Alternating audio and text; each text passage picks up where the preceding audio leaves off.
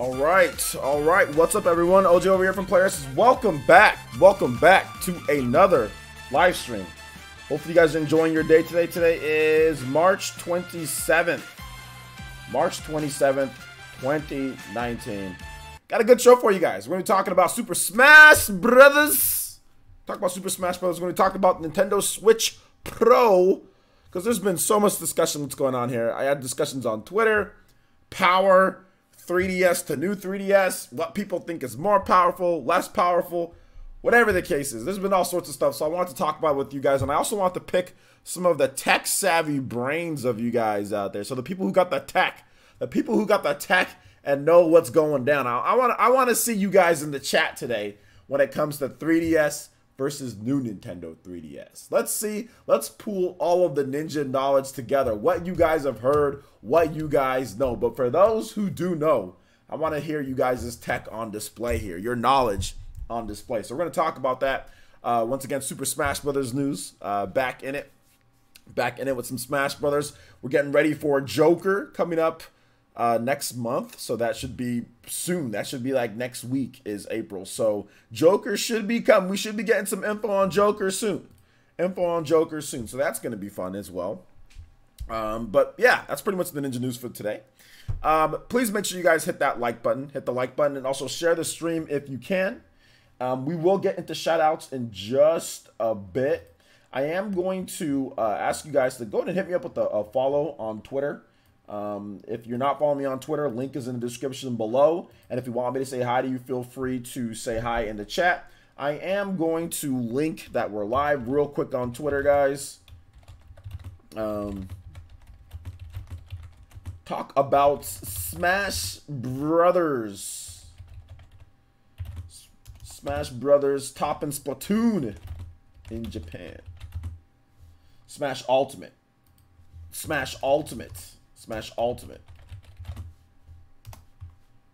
Topping Splatoon in Japan and Switch Pro stuff. All right, join live. All right, let's link this baby, shall we?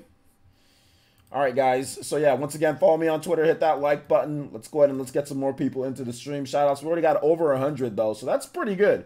You guys have been showing up lately. You guys have definitely been showing up lately, and I appreciate all the support on the channel.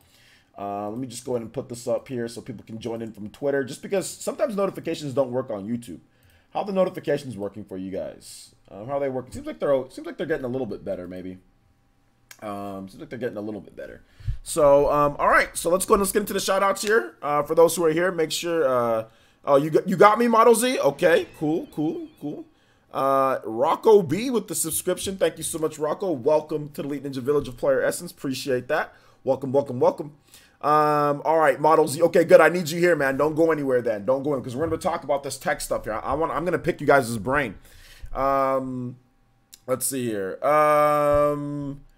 Guys, well, hold up. Just don't talk about what's not happening or what is. We're talking hypotheticals here, okay? I'm not asking whether something is happening or not. We're talking hypotheticals here, and I'm not even talking about year or release. Who cares about that? We're just talking about, once again, discussion on a Switch Pro, not when it's going to release. We're just talking about it if there is, and of course, you know what this could entail based on the information that we have. Not if it's coming out, which one's coming out first or not. That's not the point of discussion for today.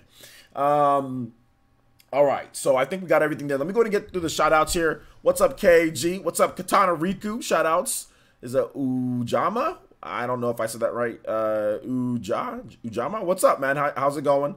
Let's see here. Dank Meme, what's good? And Dank Meme, I already covered that rumor a long time ago. I don't know why people are talking about that rumor right now, but that's actually an old rumor when it comes to it. Let's see here. Dave Gaming, what's good? Rodrigo Gamer, what's up, man? Kevin Garcia, what's good? Jay Biggs, what's up? Manuel Arroyo, what's good? All right, so Aiden Quinn with the first donation of the stream. Thank you, Aiden Quinn. Thank you for the $2 donation. Appreciate that, my man. And let's see what you have to say here. You said play Turbo Killer by Carpenter Brew, Youngblood hype. Yeah, I'm not about that Youngblood I don't like Wolfenstein. I really don't like Wolfenstein. I actually hate that game. But yes, I will play. I will play it. But it's cool that it's coming out. The Youngblood's coming out for the Switch. We got I guess a real confirmation, even though it was kind of like already confirmed. But whatever, you know, day and date with the other versions. But I really don't like Wolfenstein. But I will play. I will Mr. Snappy Paws. He's back, dude. Oh my gosh, Mr. Snappy Paws is back, bro. Where you been, homie? Good to see you here. Shout outs to Aiden Quinn. You guys give some love to Aiden Quinn for the first donation of the stream. And also Youngblood hype for those who are interested. So let me go ahead and put your name in here, Aiden. And we'll go ahead and get you that $2. $2 hype. $2 hype. Bruh, Snappy's back. Dude, Mr. Snappy Paws, what's good, man? How you doing today? Good to see you here. Good to see you here, man. Let's get this music going for Aiden. Let's get this party started. Turbo Killer. I don't know, man. It's something about first-person shooters that get me nauseous. I just don't know why, but they just do. Let's see here. There's just something about first-person shooters that just get me nauseous, and I just don't feel like playing them. What type of music is this? This seems like copyrighted music. Aiden. It really seems like copyrighted music. Hold up, let me see.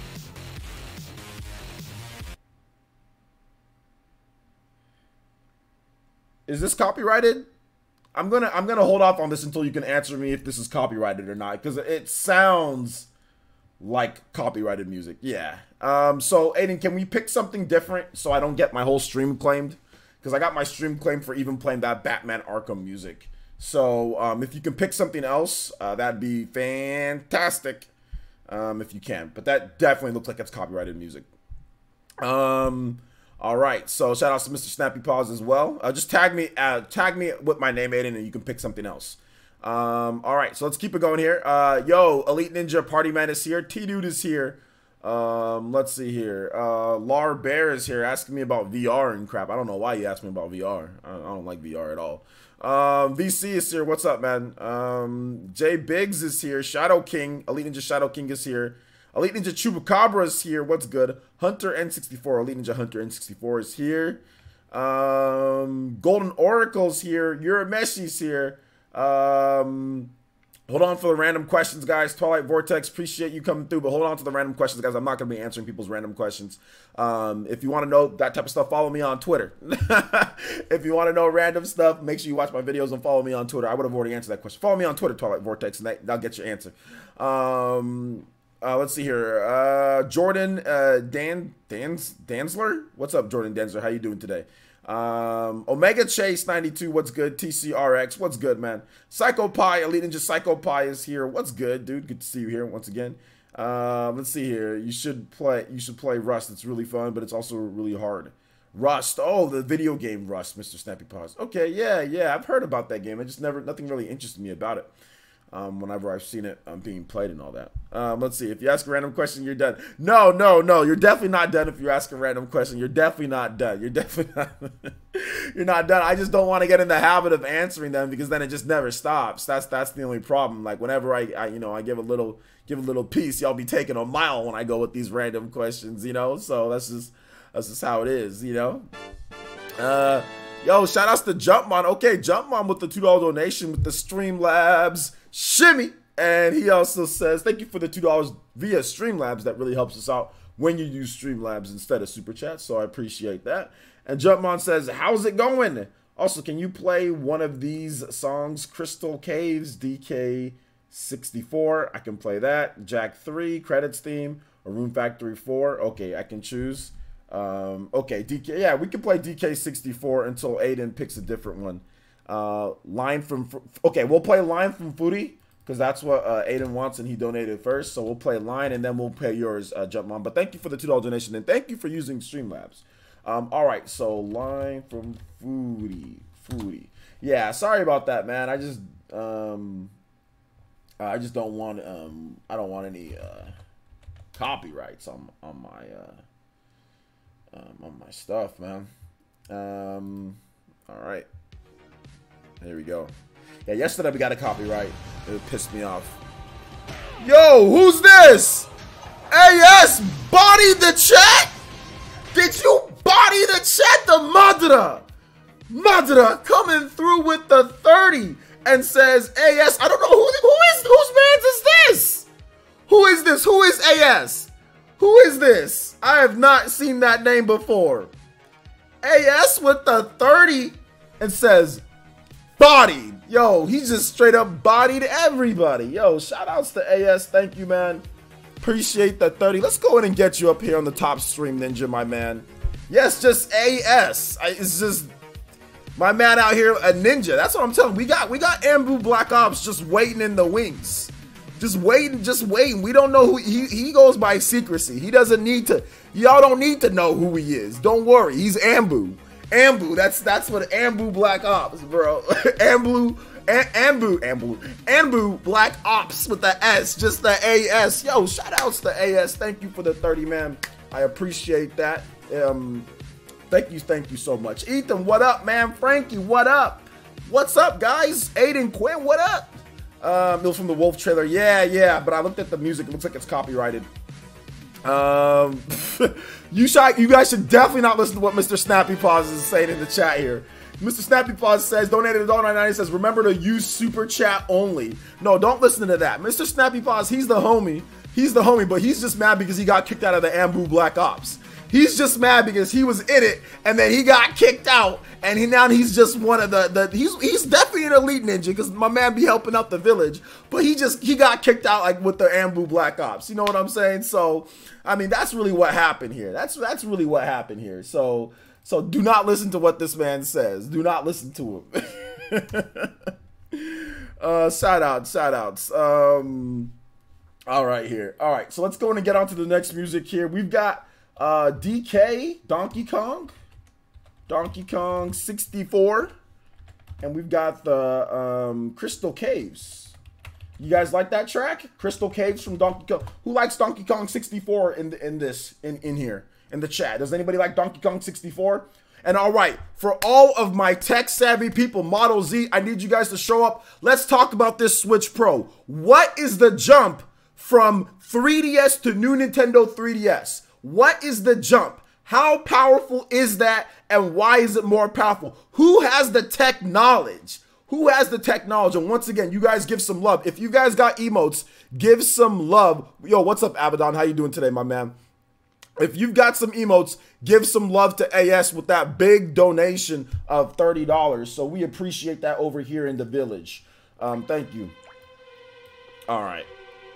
So let's talk about this. Who's got the tech knowledge here? We need to get to the bottom of this.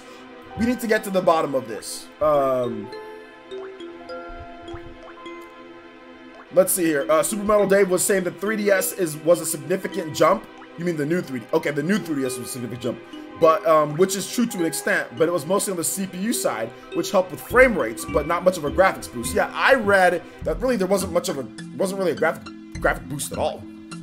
So it really helped out with CPU, like with the CPU. That's it, really it.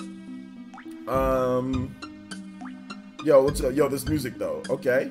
Yo, what's up, Warrior Girl? Good to see you here. I haven't seen that name before. I don't know if you're somebody who's subscribed new, but welcome to the village. Welcome to the live streams. How you doing? Let's see here. Model Z says, okay, hold up. Model Z, can you stop segmenting all of your damn comments? Why are they liking 4 different things? What's going on here? Okay, so let me read them all off here. Model Z says triple the processor clock speed, okay. 268 megahertz to 806 megahertz, okay. Double the RAM, okay. And what else we got here? Performance increase of 50 to 65% even without any changes to the GPU. Okay, character limits. All right, yeah, we do have those stupid character limits, don't we? All right. Good to hear. So it's a pretty significant boost, but it's not as big of a boost as like the Xbox One X, or sorry, the Xbox One to the Xbox One X. You know, that's what I was saying. Or even like the PS4 to the PS4 Pro. So it's not that big of a boost, is it? Of course not. I don't think it is. Not based on what you're saying here. Yo, what's up, Murdoch Loco? Good to see you here. No tech knowledge, so I'll learn like everyone else. Yeah, I'm trying to get to the bottom of this. You know, I'm trying to get to the bottom of this. Dang, I didn't realize there was that much of a boost. Yeah, okay, okay. Model Z's got some tech knowledge, okay. So Model Z, let me ask you a question. Do you have tech knowledge on what the Switch is? So, based on what we know about the Switch, let's say it got a very equal boost of power as the new Nintendo 3DS, like the same in everything with the Nintendo 3DS. What is that going to affect the games? Like, what do you see happening with games? Because there are a number of games that are exclusive to the new Nintendo 3DS. Do you feel that this boost, if it was done equal to what we saw, this boost would be the same? Like, I mean, like, what type of power would we see? Like, what would be going on with the Switch Pro? What's up, Arash? You're not late, my man. I literally just started. No graphics update, just sped and processing, which is significant. Okay, so we see better frame rates in games. That's it. That's a pretty significant bump. The original couldn't even play Super Nintendo games, or maybe Nintendo didn't want to put Super Nintendo games on there, and purposefully put Super Nintendo games only on the new Nintendo 3DS in order to sell new Nintendo 3DSs instead of regular 3DSs. Maybe Nintendo did that. I wouldn't put it past Nintendo to do something like that. How much do they even try? I mean, come on, a Super Nintendo game? I mean, come on. Come on. I know it's emulation, so things, I mean, it's a little bit different than running natively in terms of like how the game looks, but come on. Okay, Warrior Girl. Take it easy. Thanks for coming out to the stream. Yo, what's up, JT Gamer? How you doing? Alright, so I'm going to be reading people's questions who actually have the knowledge on some of these things, or if you're talking about what's going on here. So, KAG, I know you know about this stuff, so make sure you tag me so I can see your comments. Alright, so Tyler Epic says, player, since I believe the 1080p resolution in handheld and maybe 1440p in dock would be nice and help with third-party support. We have to keep in mind it still has to be portable. I don't think resolution would help with third-party support. I don't think that's it. I don't think that helps with third-party support, to be honest. Oh well, now the resolution's higher. That is, I don't think third parties. Oh well, now we have better resolution. That helps us. Now we're gonna do a game on this. I don't think that's it, my man. Let's see here. New 3DS and had double the RAM, increased CPU clock speed, and more VRAM. Okay. Questions now. The OG 3DS didn't have the headroom to run the emulator. It didn't have the headroom to run the emulator. It only had 128 megabytes of RAM. Okay. So you're saying that, but you're trying to tell me that there's no way they could have got it running on Nintendo 3DS. Like, there's no possible way that they could have got Super Nintendo games running on the 3DS. Is that what you're trying to tell me? So let's see here. You said, let's see, hopefully better than the Tegra X2. Hopefully we get a 12 nanometer chip. Okay, so why do you want to keep going? Why do you want a 12 nanometer chip? Explain to the people why they want a 12 nanometer chip. Keep going. Says, if they increase the CUDA core count from 256 to 512, that might be an option, but I doubt they'll do that. Okay, why do you think they'll do that? I know a lot about this stuff. Okay, well, keep it going. No pun intended.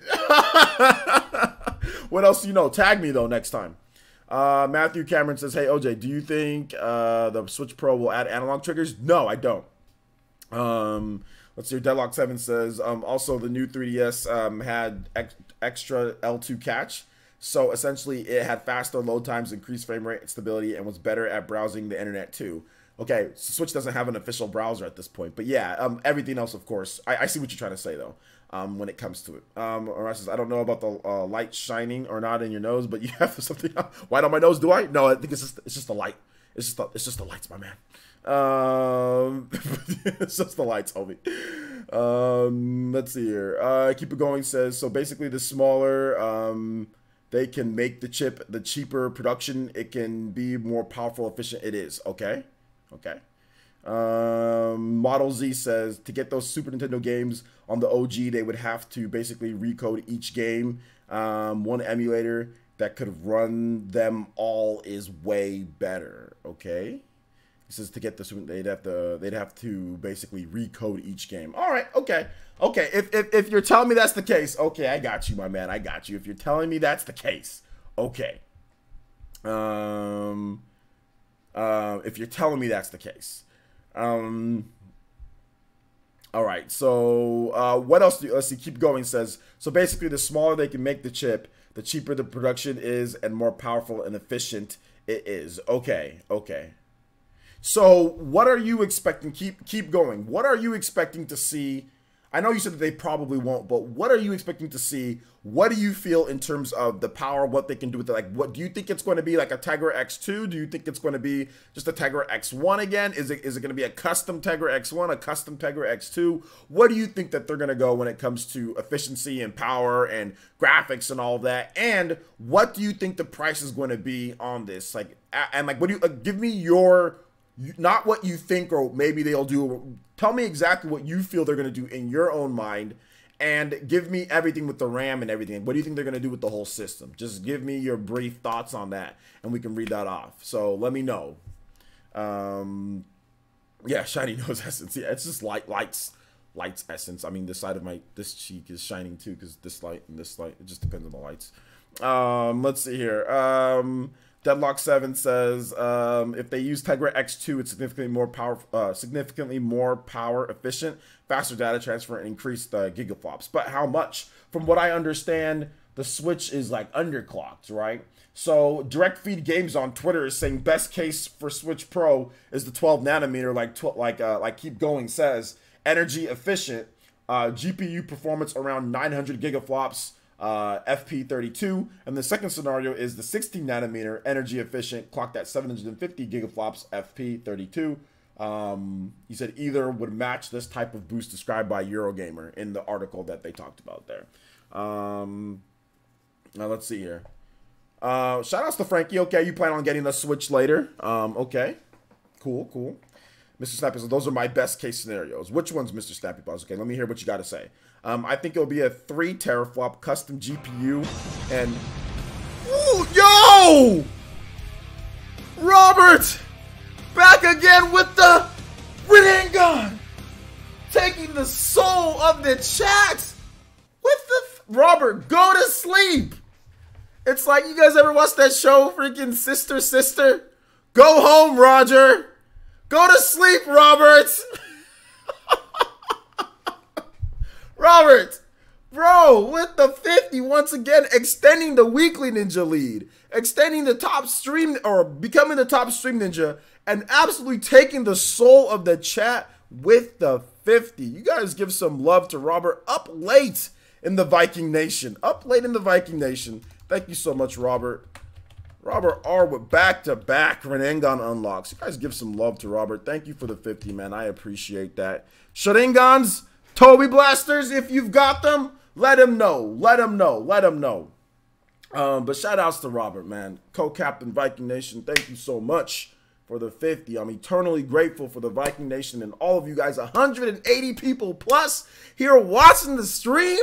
Yo, let's go, man. Thank you guys so much for the support. I appreciate you guys being here. Player Essence is cool because you guys are here. You guys make this place cool, man. I don't make this place cool. You guys make this place so fun, man. Seriously, this place was whack as hell like a year and a half ago when we had nobody in here. We were trying to get lit, but now we got these people here. So thank you guys so much for joining my Ninja Village.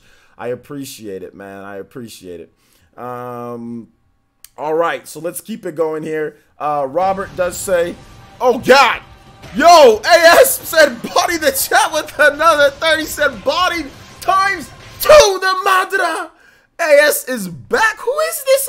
Whose mans is this? We got to put both of you guys up here, man. We got to put, man, yo, AS and Robert, body in the chat. Let's go.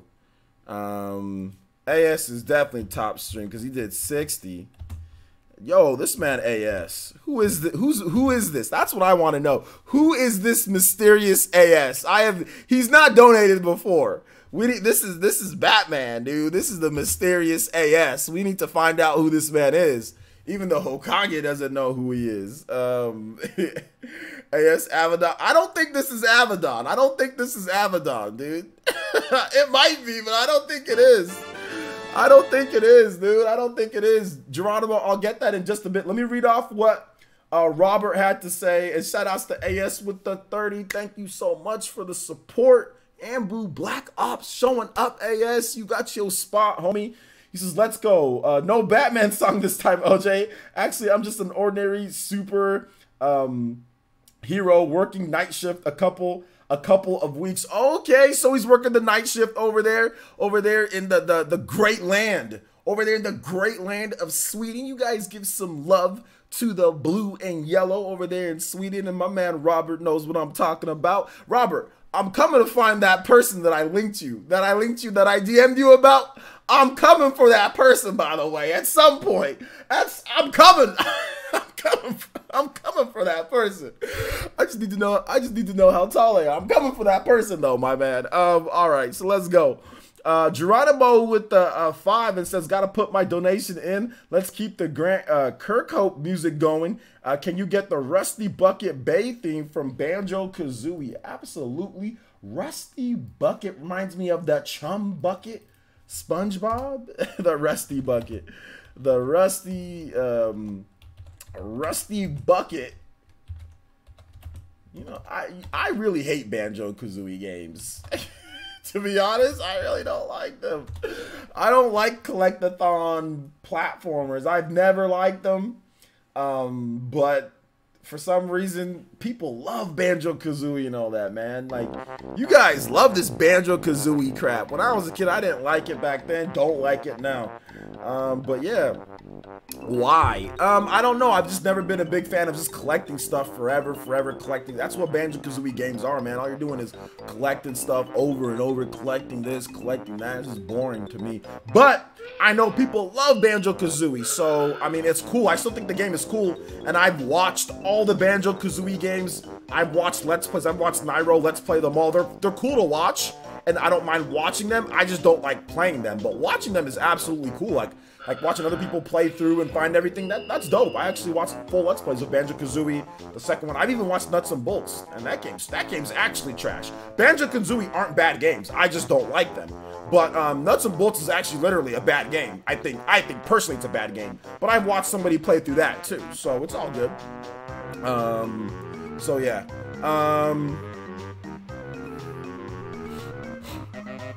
Let's see here. Let's keep it going though with what you guys are saying here. Appreciate the donations, guys. Seriously, I love and respect all of you guys. But thank you to AS, Geronimo, Roberts. Thank you guys so much for supporting the stream. It really does help out because YouTube's on some whack stuff with my ad revenue. So thank you. I appreciate that, guys. Thank you. She can jump. Yeah, bro. Let's see here. Keep going says, oh, hold up. I missed a comment. I missed a comment from somebody. Alright, you guys gotta repeat your tech comments, because whatever, if I was reading somebody's comment and I missed it, y'all gotta repeat them. There's too many people in here. It's too lit. It's too lit. Repeat your comments. I'm gonna start with Keep Going. And Keep Going says, if Nintendo does make 2 chips, then we can think that they will make something like the X3 Volta chip. It can be an Xbox One in power with a 12nm chip and 512 CUDA cores. Okay, so you're thinking, but what do you think this is going to be though? Like, what is your? You probably said this. Okay, hold up. Okay, you said, okay, Keep Going says Plarsons, but I think Nintendo loves to save its money, so I think they will just use the same chip for both consoles. Pro will use the power efficient to increase clock speed. Okay, got it. OJ Kazooie, let's go. Let's see here. Keep Going says, okay, hold up. I already read that. Let's see. KAG says, do not expect it to use a Tegra processor. Hold up here. You're saying you don't expect it to use a Tegra processor at all? It will be a custom NVIDIA chip and will support 4K, shorter loading times, and will have 8 GB of RAM. Are you really think that they're gonna do something like that? Okay, that goes against what? Hold up. That goes against what's it called said? What Eurogamer said. So are you going against what Eurogamer said? Who agrees with KAG? Okay, the tech people in here that are giving me knowledge. You guys think Nintendo's gonna do something like that? And how much do you think that's gonna cost? Hold up here. Hold up. Yo, what's up, Christian Kunani? What's up, Elite Ninja? My man, what's good, Christian? Good to see you here, bro. Good to see you here. Guys, give some love to Christian. Shout outs to Elite Ninja. Elite Ninja Christian in the chat once again. Not native 4K, like checkerboarded 4K and streaming only 4K. Okay, but can't like the regular Switch can't like the regular Switch already do like streaming 4K too, like based on like its specs? So hold up here. Let's see here. Phil says there's a rumor there's a custom chip being made for the Switch. Okay. Okay. No Tegra chip, big doubt, man. No, he said a custom NVIDIA chip. So maybe it'll be a certain type or line. Yo, AS with the Toby! Blaster! AS, whose man is this? Who is this? AS with the 20 says, last one, have a great stream. AS, thank you so much, man. You made this stream lit at the beginning. Thank you so much for the donations, man. I really do appreciate that. I really do. That's 80, man. Thank you for the donations, dude. Yo, I don't know if you're leaving because you said last one, have a great stream, so I'm thinking that you're leaving.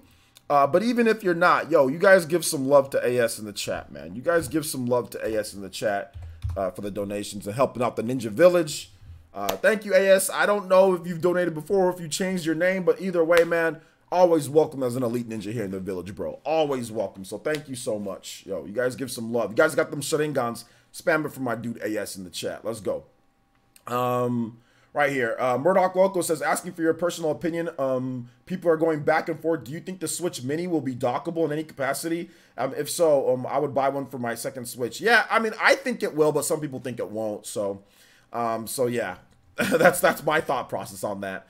Let's see here. T Pianist says, why would they go with the Tegra? I'm not a hardware guy. I'm a software engineer. But wasn't the Tegra already cracked by the hacking community? A custom Tegra would avoid those issues. Okay, that's true. Maybe a custom Tegra. But I've always said that Nintendo might use a custom Tegra for like their next system. But maybe this Switch Pro is more than what Eurogamer is reporting. Maybe this is going to be a bigger jump than what's going to be happening. Maybe this isn't true at all. Maybe it is. Maybe it isn't. It's going to be interesting to see exactly what goes down and everything like that. It's going to be very interesting. I got to leave from work, so bottom line, smaller chip, more power. They might make 2 SoCs, but I don't think so. They can save just by using one for both consoles. Okay, well maybe the Switch Mini, maybe they just use the same one. You know, maybe they just use the same one. But okay, keep it going. Thanks for coming out to the stream. Appreciate it. Try to come around more often with your knowledge here when it comes to this tech stuff. We'd love to have you around more. All right, so let's see here. Let's keep it going, guys. Do you guys have more thoughts on this? Who has the tech knowledge? Or if you have opinions or thoughts on this, let me know. Deadlock7 says, I think it could be Tegra X2 as they're around the same price as the X1s were years ago. Okay, yeah, maybe there's an X2 in the Switch Mini. I don't know. Yo, what's up, Aron? Good to see you here. It says power. Tegra has many vulnerabilities, which is part of the reason it won't be used. Okay, but I mean, it has many vulnerabilities. Okay, so with all of the vulnerabilities that the Tegra has, why did Nintendo okay, I know why Nintendo used it in the first place. Okay, so if they did a custom chip, would that wouldn't completely eliminate hacking, but basically would make it a lot harder. Is that what you're saying, KAG? Team NCX says, player, since how many gigs do you think the Switch Pro has, and do you think it runs at 60 frames per second? Well, I don't think no system runs at 60 frames per second. It's based on the game and the developer in terms of running at 60 frames per second, because Smash Brothers runs at 60 frames per second on a regular Switch, and there's a multitude of games that run at 60 frames per second on the Switch. So it's not based off of the system, it's based off of the game itself. You can animate a dot by itself on screen, and that's going to run at 60 frames per second, no problem. You know what I'm saying? So it's based on the game and based on the developer and what they can do and the engine that it's running on and everything like that, not based on, I mean, yeah, tech specs come into it, but it's a game-by-game basis. You know, there's games on PS4 and Xbox One. Obviously, those systems are way stronger. PS4 Pro is way stronger, and there's games on there that don't run at 60 frames per second. So yeah. Let's see here. Matthew Cameron says, what if the NX was never the Switch, but the Switch Pro, and foretold the current future Nintendo Xbox partnership? What if the NX Switch Pro plays all Switch and Xbox games going forward? That's not happening. I can tell you that right now. That's not going to happen. Deadlock7 says, player, since thing is the gigaflop numbers is only half the story, as Tegra is capable of both 32 FP and 16 FP. Okay. Oh, sorry, probably not. Okay, yeah, well, you corrected yourself. Yeah, I don't think that's not happening.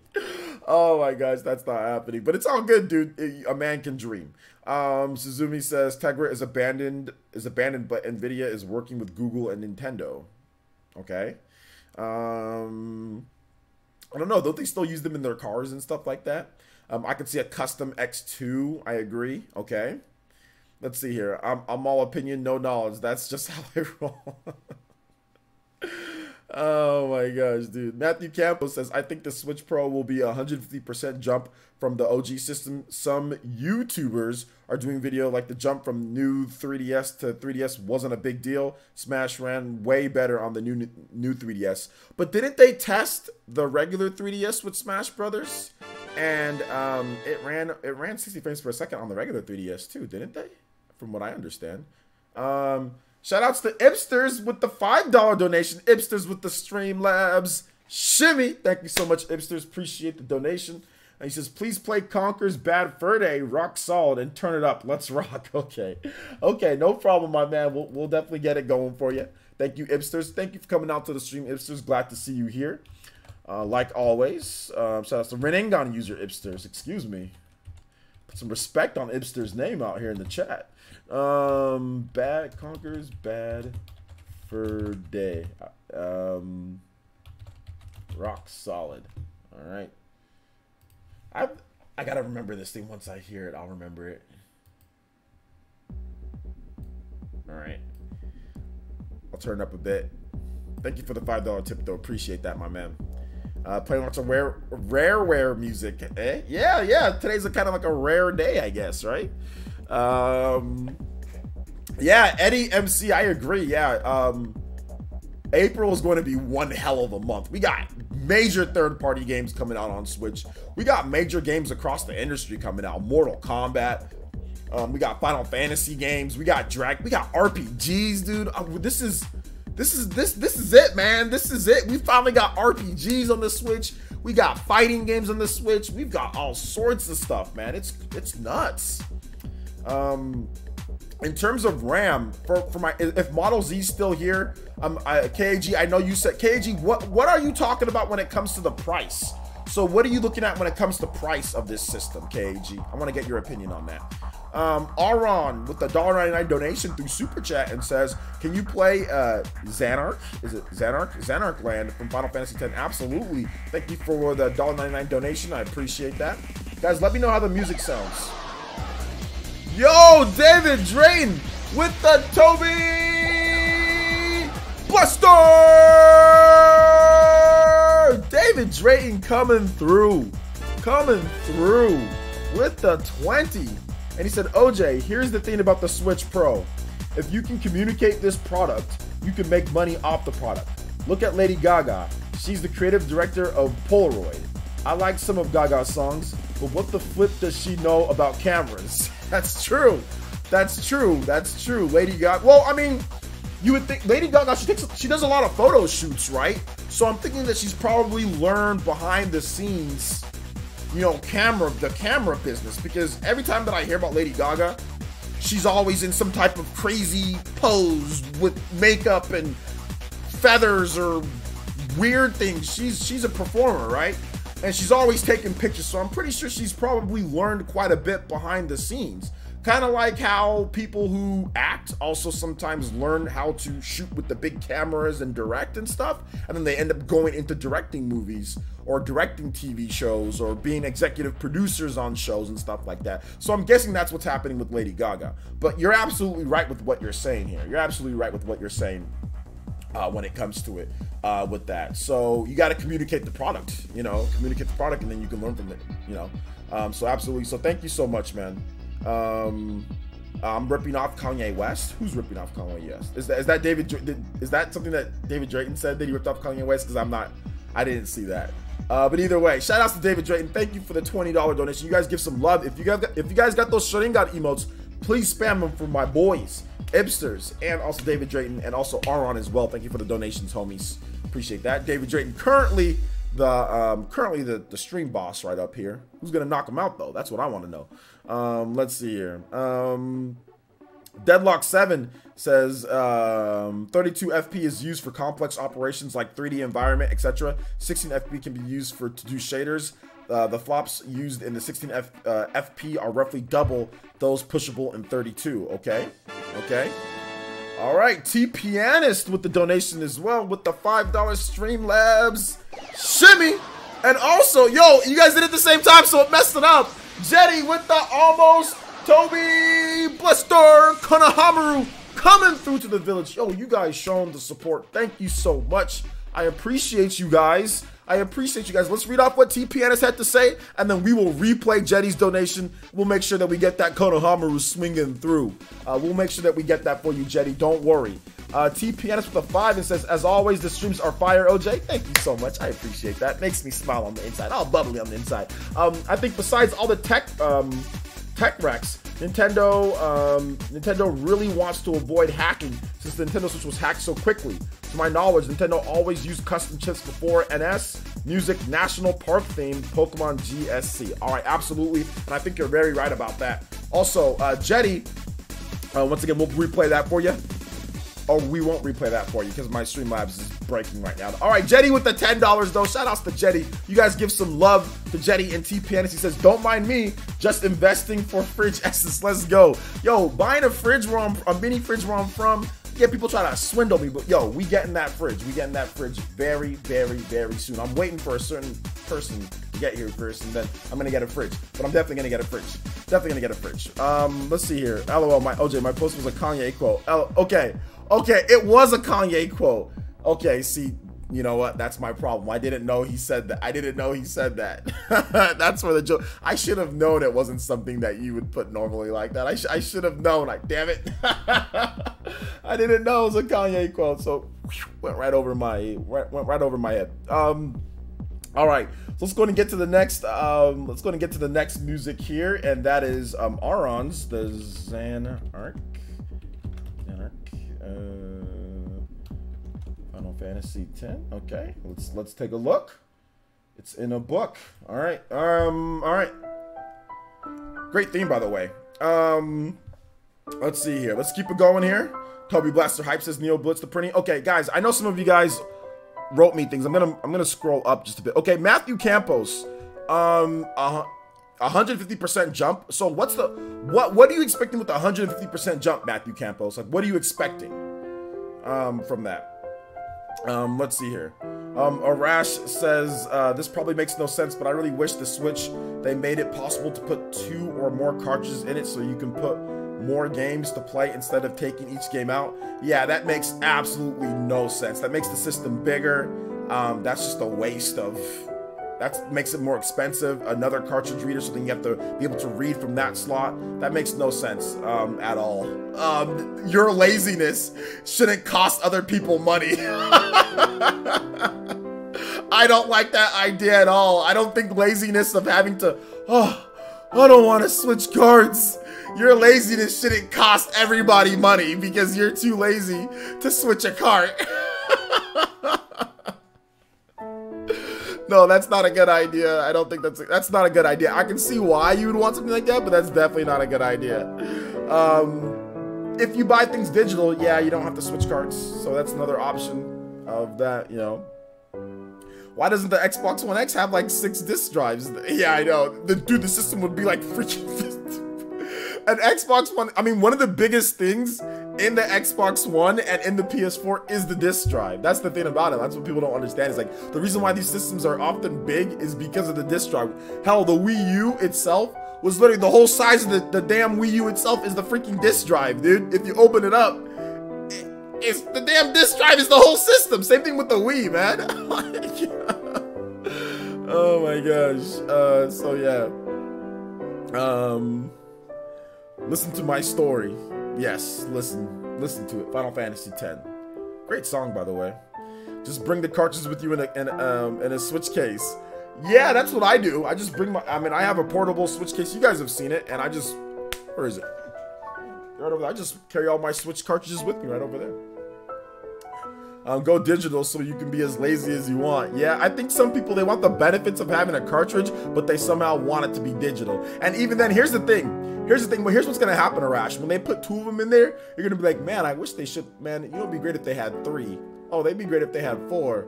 Oh, that'd be great if they had 5. Then you're gonna just wish like there was like a bunch of them all over. All of a sudden, you're playing a system that has just a bunch of cartridge slots all over it. You know? So, yeah. Dave Games says, where's Shadow Fox on this tech? 411. Will he be on the podcast tomorrow night to discuss? Yeah, I'm gonna try to see if I can get Shadow Fox on here. I'm gonna try to see if I can get Shadow Fox on here. We will see. All right, so let's go and get this next music here. We got some Pokemon. National. I can't wait to play Pokemon this. Dude, who is excited for freaking Pokemon Sword and Shield? I know I am. I'm so excited to get back into Pokemon. I'm so excited to get back into Pokemon. This cuts my earbuds, dude. Ujaba says, imagine if the Switch Pro could use a 5 terabyte hard drive like an Xbox. Too bad it has to remain on the go. Well, I don't know why people want to buy a 5 terabyte hard drive for that, like an Xbox. I personally don't want that. Like, because not every single game needs to install. The reason why Xbox has a 5 terabyte, you can use that, is because every damn game installs. With the Switch, I want them to focus on making sure that the cartridges can hold all the data, so there is no installs. That's what I want.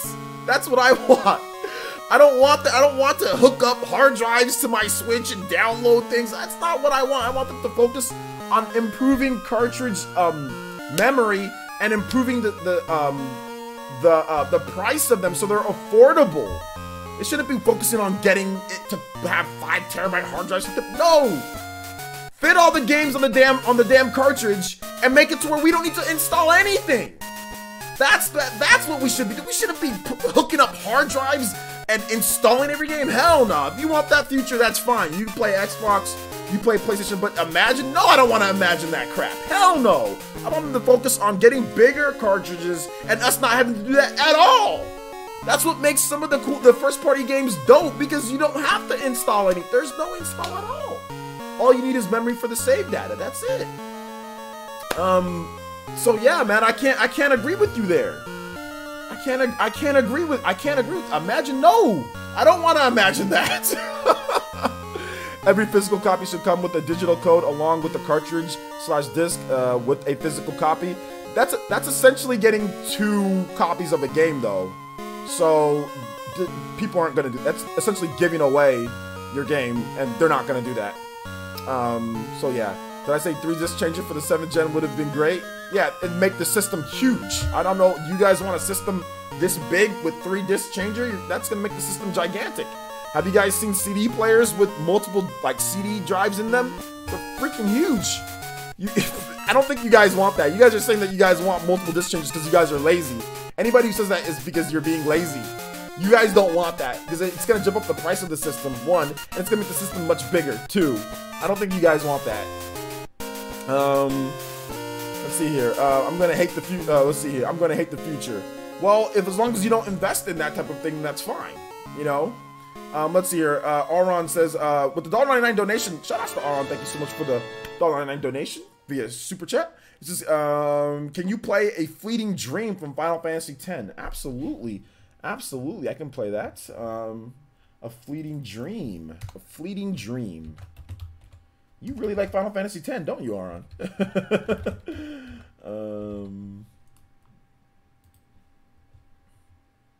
Alright, here we go. Let's see, I'm hyped for Sword and Shield. Yes, me too. You could give it to someone who has 2 copies. Let's see here. Okay, you're talking to VC. It wouldn't be giving it away. The code is not worth $60 in LMAO. Well, to them it is, though. That's the thing. You're not thinking like a business person. To them it is. To Nintendo it is. To Microsoft, to Sony it is. So they're not just gonna give away a free copy of the game. You know, they're not gonna do that. I'm just letting you know. Like, you can sit here, like I said before, that's fine if you agree, but I'm telling you what companies are thinking, because I've worked in major business and I've spoken with developers, and there's no developer that's sitting there that's gonna sit there and say, wait a minute, why do you get 2 copies of our game?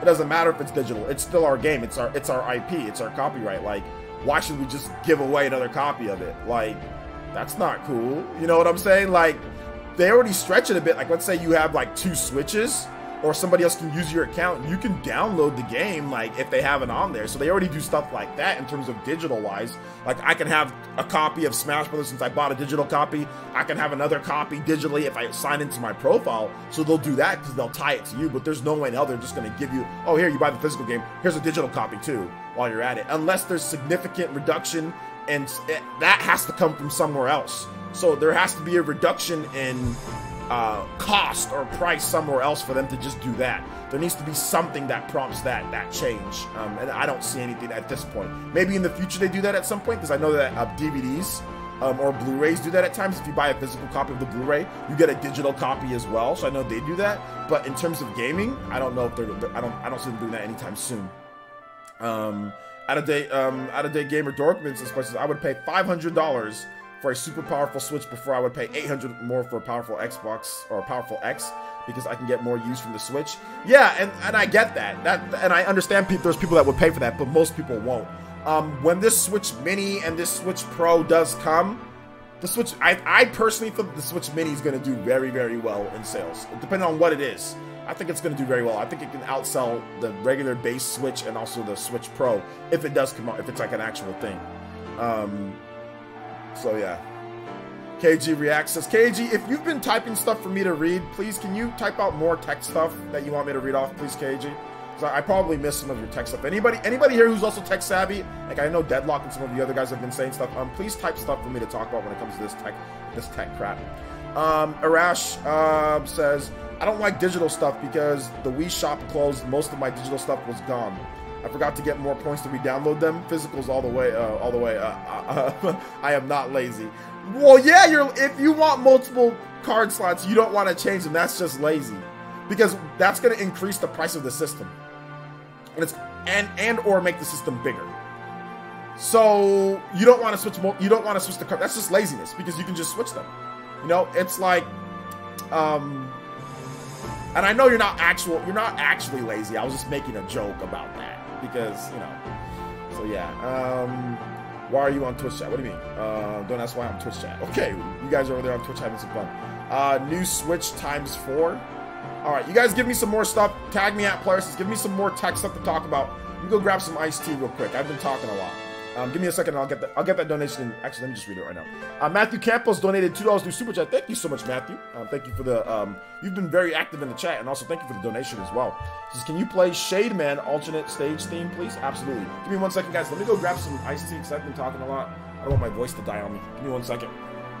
Chair Essence is back. Say hi, Chair Essence.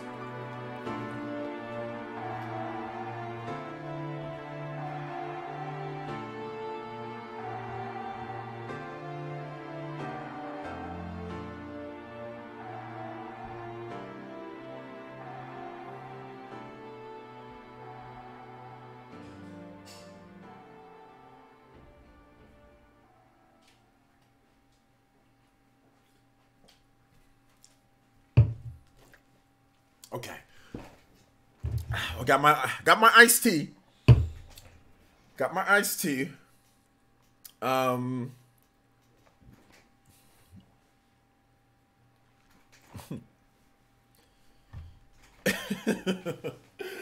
Oh, shout outs to the people who out here talk about let's make the systems more expensive just so we can have multiple card reader in there. All right, so let's get this next music going. Thank you guys for keeping the music train going. Let's go. Let's go.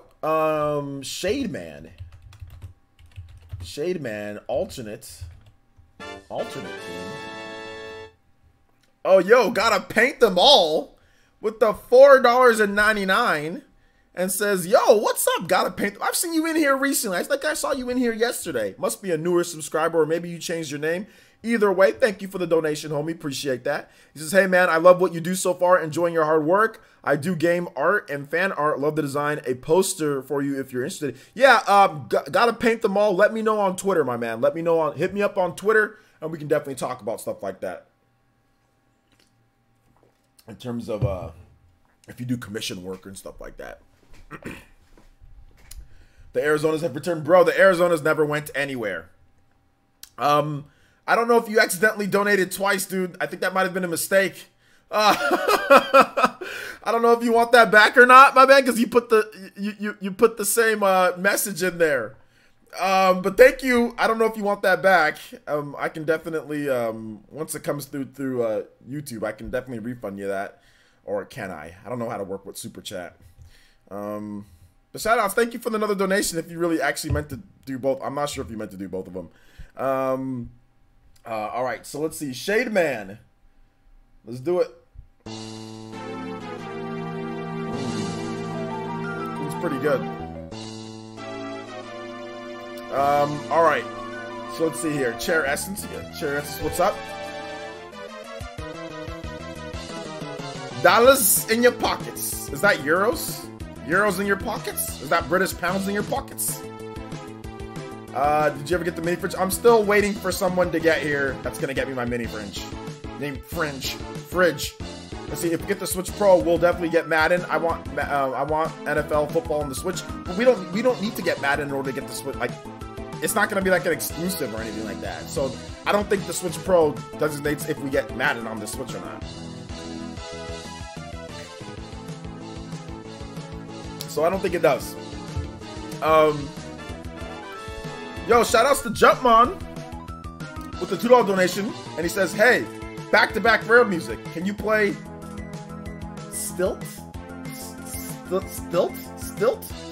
Village from the Game Boy Advance version of Donkey Kong Country 3? Absolutely, definitely get that going for you. Thank you, Jumpman. You guys give some love, some sitting downs to Gotta Paint Them All, and also to Jumpman with the donations. Thank you, guys, and also Matthew Campos as well. Thank you, thank you.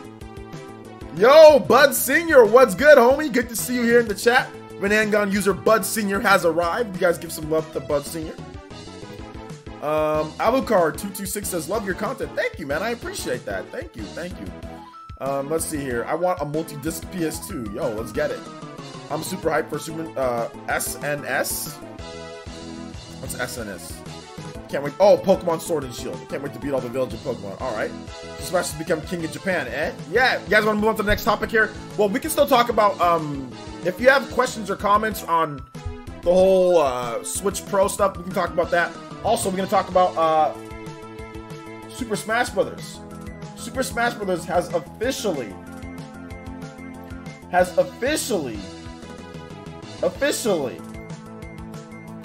become the top-selling game in Japan. We don't have digital sales. We're just talking about physical sales. But according to let's see here, Go Nintendo. Let me find the article here. I want to make sure I can get the accurate numbers for you guys. I thought I had the article, but I accidentally exited out of the article. And there was no reason why I exited out. I don't know why I exited out of the article. Okay, here we go. Yeah, Super Smash Bros. Ultimate is now Japan's best-selling Switch game, which I did say that that's going to happen. So right now in Japan, Splatoon 2 has moved 2,970,723 copies. And Super Smash Bros. Ultimate recently just sold basically just crossed the 2,974,153 unit mark. So Super Smash Bros. Is about 4,000 units up on Splatoon, not including digital. So we know that it's passed it up in terms of retail sales. It's the top dog in Japan. So congratulations to Super Smash Bros. Passing up Splatoon 2 in a few months, right? All it took was, it came out December, January, February, March. I mean, by the end of March, we're already here where Super Smash Bros. Is top Splatoon 2, which is nuts, which is just absolutely crazy. Best-selling game in Japan. Best-selling Switch game in Japan. Absolutely crazy. I don't think that's gonna last too long though. I think once Pokemon Sword and Shield is probably gonna pass that up. I think Pokemon Sword and Shield is probably gonna pass it up, and I think it's gonna be quick. I think Pokemon Sword and Shield is gonna sell like Pokemon Sword and Shield is gonna sell like 5 or 6 million in the first week. I think it's really gonna sell that much. It might in Japan alone, because this is just Japanese sales. I think Sword and Shield might sell 5 million in the first week. Like, it could be that crazy. So yeah, I think it's gonna pass it up. That's just a wild guess though, guys. I'm not 100% sure. Let me go ahead and get this next music going.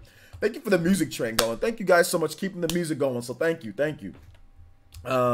Game Boy. Hold up. Donkey Kong Country 3 theme. Game Boy Advance.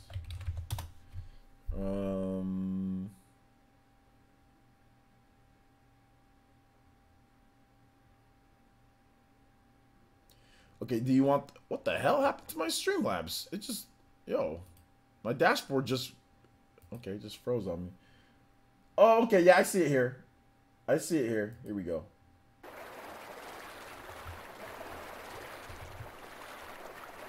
I don't know what happened to my streamlines, but it just...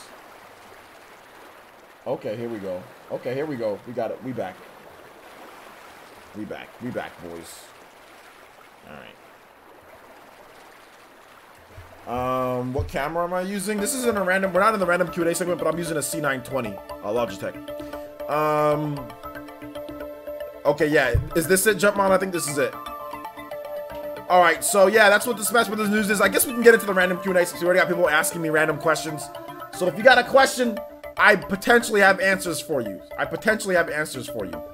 So let's see here. Questions, did Switch reach PS4 sales numbers in Japan yet? It's almost there.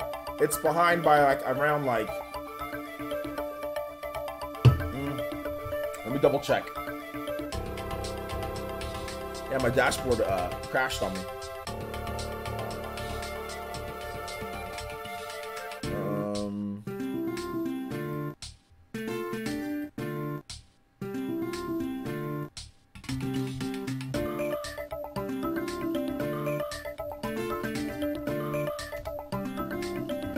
I don't know where... It's behind, like... It's behind a few 100,000 units.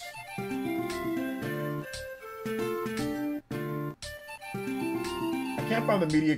Where's... Let me start find the reset error.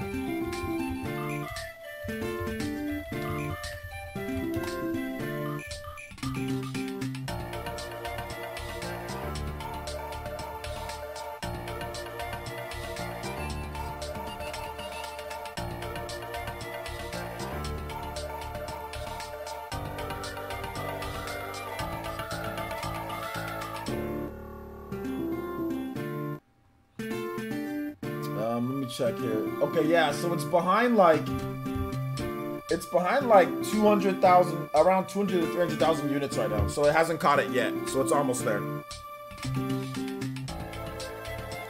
Dragon King, no. I don't think we're gonna see exclusives that big like Resident Evil 2 Remake. No, I don't think that's the case. If Capcom wants to put Resident Evil 2 Remake on the Switch, it'd be on everything. VC says Final Fantasy X or Final Fantasy 7. I like Final Fantasy 7 more. Brian Jedi. What's up, Brian Jedi? How you doing today, my man? Good to see you here. Neptune from Hyper Dimension Neptunia franchise is going to be in Super Smash Bros. Ultimate. She will get in. I don't think so, Net Power. Let's see. Will you not get copyright strikes for the music? No, not this music. Video game music usually doesn't get copyright striked. Video game music doesn't get copyright strike. Some music does, if the video game uses music from popular artists, and that's what I realized with the Batman theme. It's actually from a different artist. But all Nintendo game music doesn't get copyrighted. There's not a single track from a Nintendo game that should be copyrighted. Now there's fake copyright companies that claim Nintendo music and act like it's their own. There's some people that do that with Fire Emblem, but it's not real copyrights. It's fake companies, so I can dispute those. Gabard Fen, I'm not sure. Watch my videos, my man. If you're asking me if I'm gonna get a Switch Pro, I mean, like, watch my videos. You gotta, I put up multiple videos, me talking about it and saying, yeah, man, I'm gonna be getting it. So make sure you watch the videos, my man. Watch them on the channel. Watch them on the channel. You would know the answers to that basic question. All right, so keep the questions coming, guys. If you guys have actual questions, let me know in the chat. Tag me at PlayerEssence or hashtag PlayerEssence. I'm more than happy to answer questions for you guys.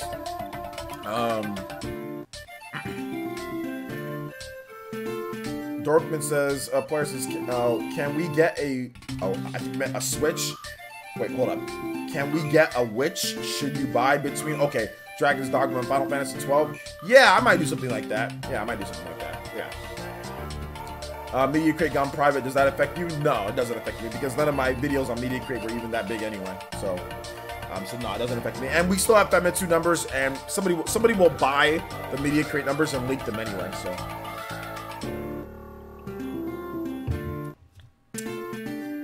yeah, Murdoch, everybody's always gonna ask me if I'm gonna buy it because they don't watch the videos and they just kind of like maybe stumble onto the stream. But I'll say the same thing every time. Watch the videos because I've already said that multiple times, and yeah, I'm gonna buy it. Not that I'm trying to be mean or anything, but I'll always say, yeah, watch my videos. I talked about it, just so people know that I do more than live streaming, because there are some people who literally think that this is just a live streaming channel, you know. So I got to make sure that I let people know that I do regular videos. No, Ipsters, you're good. Random Q&As, that's fine. You're good, Ipsters. You're good. You're good. You're good. Not only that, but I'm thinking about implementing. Oh, never mind. I'll tell you guys about that later. Let's see here. The Hands the Third says, "What direction do you think Sega will take with the next Sonic game?" I'm hoping they take the direction of good controls. That's what I'm hoping they take the direction of. Let's see here. Net Power says, "Check out this Neptunia event on March 30th, same day as PAX tournament." I don't know, dude. I don't follow Neptunia like that. I mean, I know you do, so how about you figure it out? Let me know. So yeah. Let's see here. Is that the same doing for walk? Hold up. Is that the same for doing game walkthrough? What are you talking about? Gotta paint them all. What are you talking about? Brian Jedi says, "I've been out of town for work, so I haven't had a chance to watch you too much." It's all good. Shout outs to going out of town for work. They pay for everything, right? And yeah, either way, it's all good. Whether you can watch once a month, twice a month, every single day, as long as you're here at time supporting in some way, I'm good. It's all good, dude. Let's see. Aaron says, "Are you going to buy it, OJ?" Absolutely, I'm going to buy it. Absolutely. I also have videos on that, Aaron. They're on the channel. You can check it out. I talk about how I'm going to cop these no matter what. Alucard226 says, "I'm thinking about getting Valkyria Chronicles 4. Do I need to play the others first? Or so which do you recommend to start with?" No, you don't need to play the others. Valkyria Chronicles 4 kind of like takes place at the same time as Valkyria Chronicles 1. So, and Valkyria Chronicles 2 and 3 aren't even like localized here in the West. So, so it doesn't even like, even if you want to play the other ones, there's only one other game that you could actually play. So, there you go. And that Azure Revolution crap, that's not a Valkyria Chronicles game. That's just a piece of crap that nobody cares about. And that has been forgotten and flopped and failed, and Sega should be embarrassed they even thought about making a game like that. So yeah. But yeah, you can play Valkyria Chronicles 4, and then you can go back to Valkyria Chronicles 1 if you want. By the DLC, it seems like Valkyria Chronicles 1 is like wrapping up as like it's happening at the same time, but then it like wraps up while Valkyria Chronicles 4 is going on. So it happens pretty much at the same time or right around the same time, from the way that the Valkyria Chronicles 1 characters are talking to the Valkyria Chronicles 4 characters in the DLC. So it's pretty much the same time. Out-of-date Gamer Dorkman says, "Players, this business question you mentioned contracts in the past. What is that? What are you talking about? Contracts? I don't know. What are you talking about? Are you talking about like, oh, my other work that I do, my freelancing work? Yeah, I do contracts for people. I do editing contracts for people. Has Switch MK footage come out yet? PAX East. So that should be like this week. We should get some more footage, or we should get some footage. We haven't gotten anything. All right, so that's 8 minutes of this music. So thank you, Jump Mom, for the music. I appreciate that. Some nice music, man. Speaking of, okay, hold up. Speaking of Sonic, do you think he needs a whole engine, like Mario, or like a new engine? I mean, if it still moves and he's stuck like in the early 2000s. Well, they just made that new Hedgehog engine, or not that just made. What was the engine that Sonic Forces runs on? Wasn't that like a new engine? So I don't know if a new engine's gonna help anything. So, so yeah. I'm not sure what's gonna happen with it. I just want good controls and I want good gameplay design. Sonic has been stuck in this, they don't know what to do for like, since like the Genesis. They've been stuck in this, we have no idea what to do since like the Genesis, you know, and I'm hoping one of these days they can figure out that Sonic needs to be old school, really graphic intense 2D game. And they need to just realize that Sonic isn't a $60 game anymore. Like, they try to make it a $60 game, and they need to realize that it's not a $60 game. And I think they're kind of realizing that, but they keep on trying to do 3D. But in my opinion, it should just be like the highest quality, best looking 2D game that they can make. It should just be a 2D game. You get cool different powers, like you get like the fire Sonic, you know, you get... If it was me, here's what I would do. Here's what I would do for a new Sonic game. I would make a really slick 2D game. I'm talking really graphically intense, nice looking 2D game, which they can do. They can do that. And then I would make it to where Sonic has different forms of Sonic. Fire Sonic, Water Sonic, basic, not even anything crazy. All of that. And like he can change like whenever he gets a certain power, and then you can use those powers within a stage. That's what I would do for a Sonic game. It would be a very simple, easy way to do it. Different water levels, different fire levels, different like electricity levels, like Pokemon or something like that. You know what I'm saying? Like the elements. I would just do it like that. That's what I would do. And I would just make it a slick 2D game. And I think people would be happy with that. My favorite Sonic game is Sonic and Knuckles and Sonic 3. And those games were just slick 2D, good game design, nothing crazy, you know, and they were fun. Knuckles could fly, or he can like glide. It was great. Shout outs to Matthew Campos with another $2 donation. Thank you so much for showing the love to the village today, Matthew. Appreciate that. Oh man, he's got a banger. I think we've got the first super banger. I mean, we've played some bangers today, but we got the first super banger today, and that is Super Castlevania 4 Bloody Tears. Okay, that's definitely a super banger, because you guys know I love me some Castlevania music. Exactly, Brian Jedi. Okay, I see what you're saying here, Brian Jedi. Each Chaos Emerald should grant a power. Exactly, a Chaos Emerald grants a power. 2D game design, you can use that power to help you get through, almost like a Metroidvania type of thing. Get through certain areas.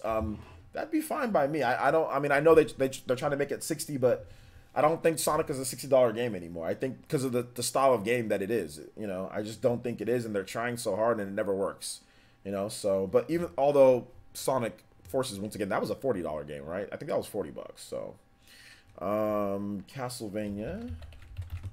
Thank you for the thank you guys. You guys give some love to Brian Jedi in the chat. Thank you so much. You got those Sharingan. Spam it for my boy Matthew and also Brian Jedi. Thank you for the donations, guys. Let's see. Bloody Tears. Oh, this is so good. I love any version of Bloody Tears is pretty good.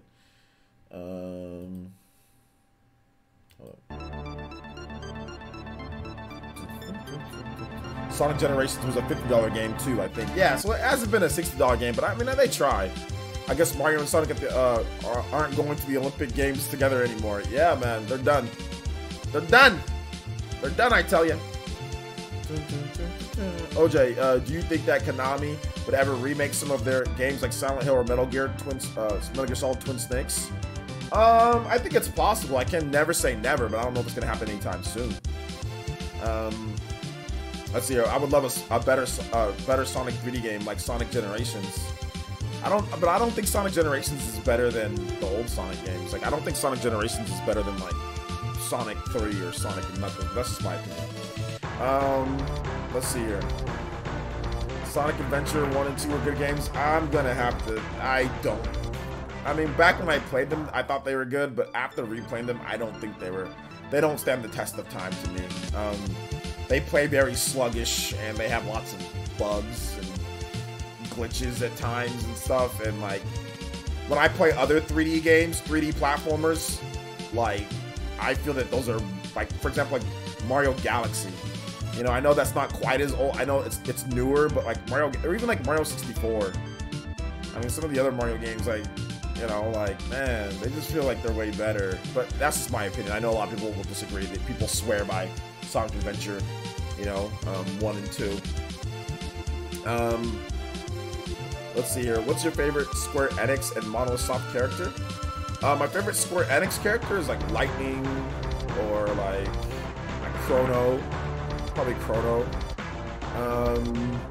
My favorite Monosoft character is like probably like Adam or like Mithra, Pyra, Adam. Maybe Adam, probably Adam, or Jin, or maybe Malos. I have a lot.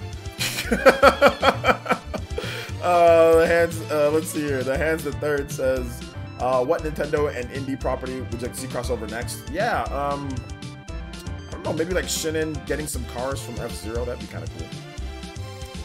For like fast racing.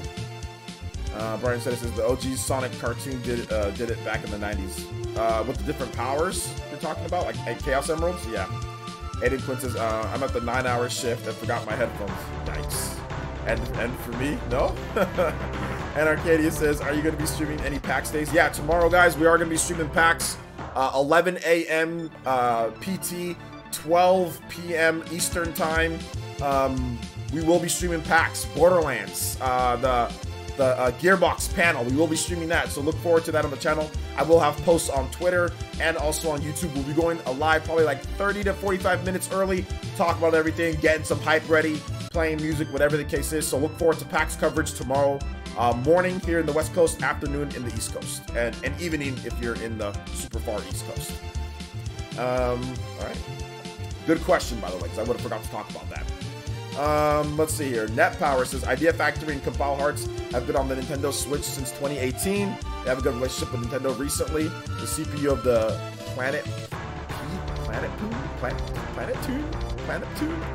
Neptune could come to Smash. Net Power, I don't know what you're doing, my man or my girl, but I'm not sure what you're happening. I'm not sure what you're saying is gonna happen. But if you think it's gonna happen, more net power to you.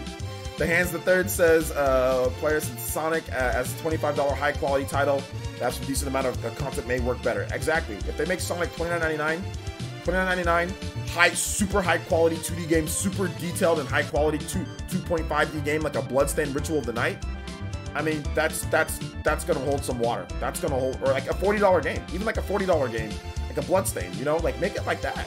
Like look how many people are hyped for, dude, Bloodstained is going to sell very well.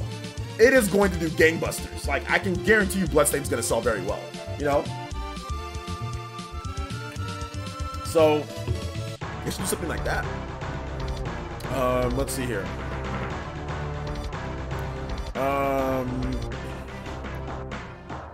Sega should make Sonic Maker so the fans can show them how it's done.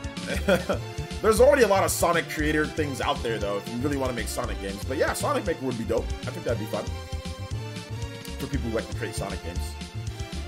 I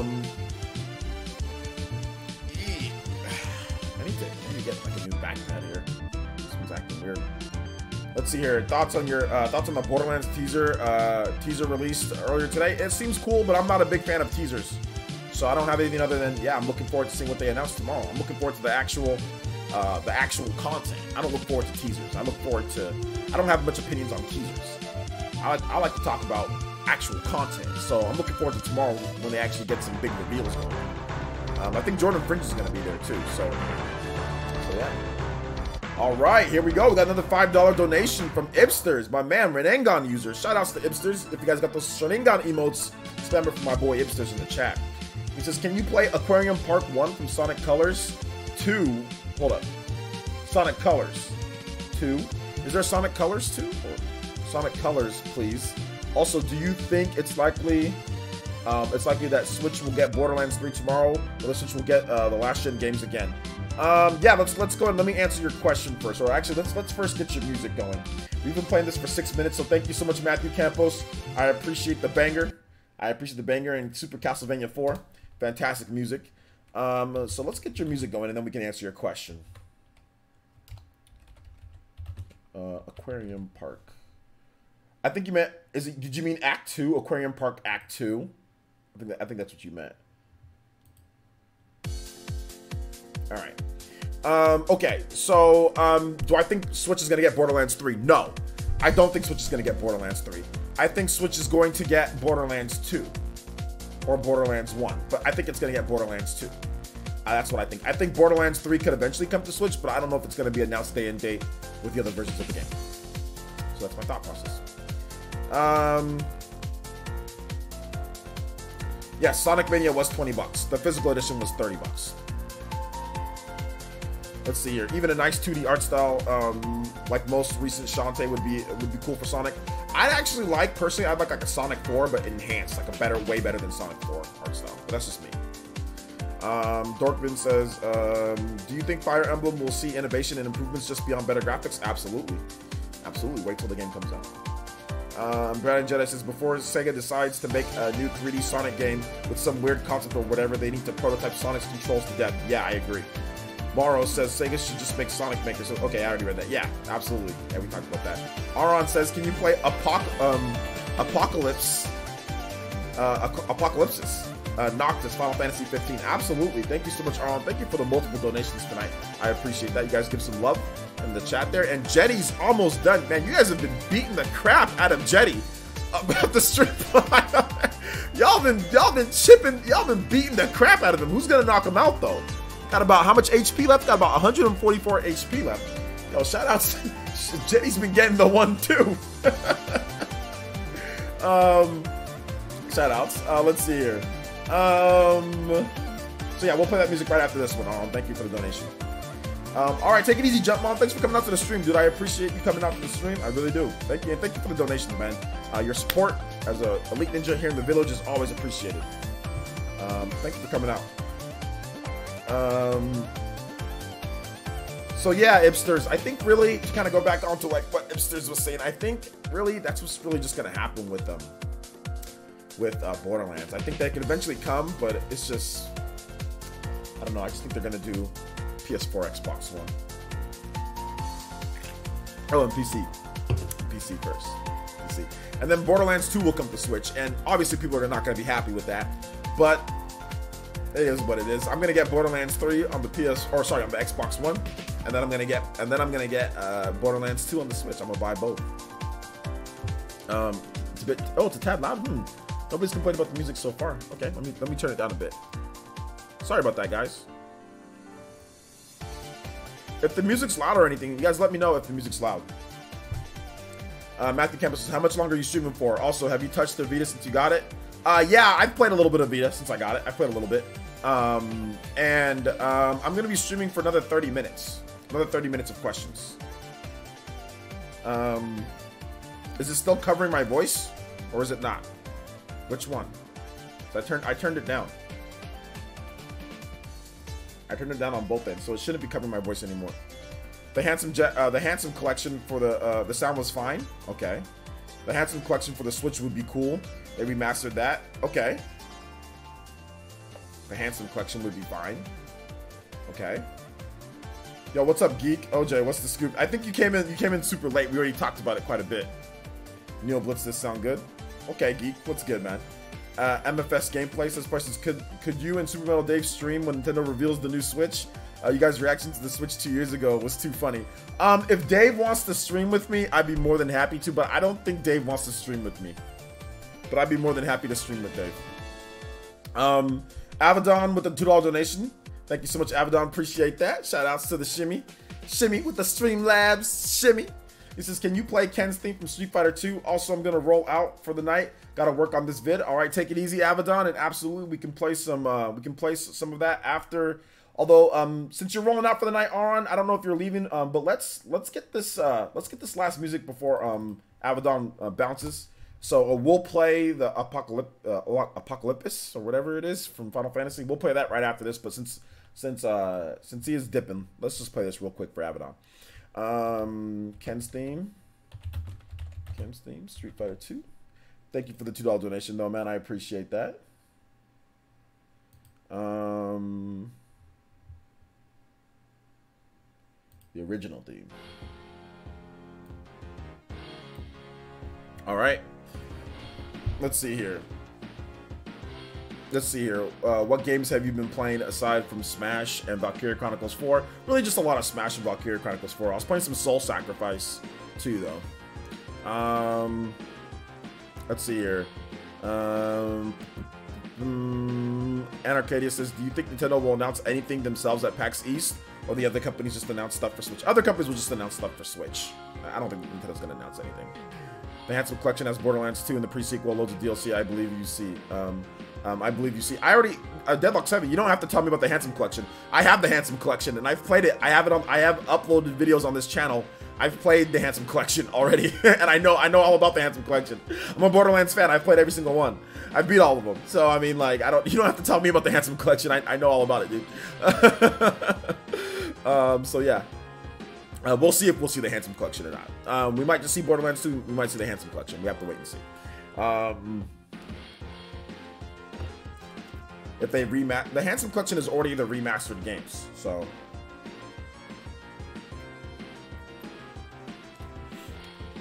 Let's see here. Anarchy says, do you think Nintendo will announce? Oh, hold up, I already read that. NetPower says, Planet. Okay, you're still talking about this Planet Neptune thing. Okay, I got you, my man. I got you. Cool. Shout outs to whatever you're talking about. You keep on talking about this Neptunia stuff.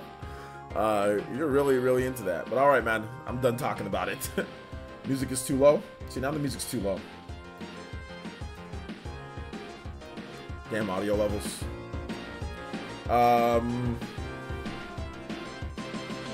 Let's see. Yeah, guys, click on subscribe. Hit the subscribe button. If you're not already subscribed, hit that subscribe button. Support the stream, of course. Oh, wow. That just cut off, like, literally just... Okay, the last couple seconds just ran off. Okay, well, there you go. Let's go ahead and get the next song.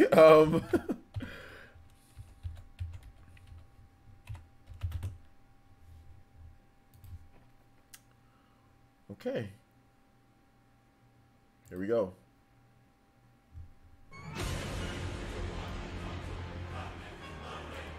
Final Fantasy 15. Samurai Showdown on Switch, baby. Yeah, man, Samurai Showdown's coming to the Switch. Good stuff, huh? Which could prove those Switch Pro rumors right. I played a lot of DMC5. I struggle getting higher rank with Nero, but I get A's with V and Dante rather easily. Why do you think that is? Okay, high rank with Nero. Okay, but A's... Well, V is really easy. You just mash different things and his changes up, so I can understand that. Dante has different styles that you can switch between, so it's easier to rack up your combo meter. Nero, you can't, so that's the reason why. Shoutouts to Hunter N64 with the $2 donation.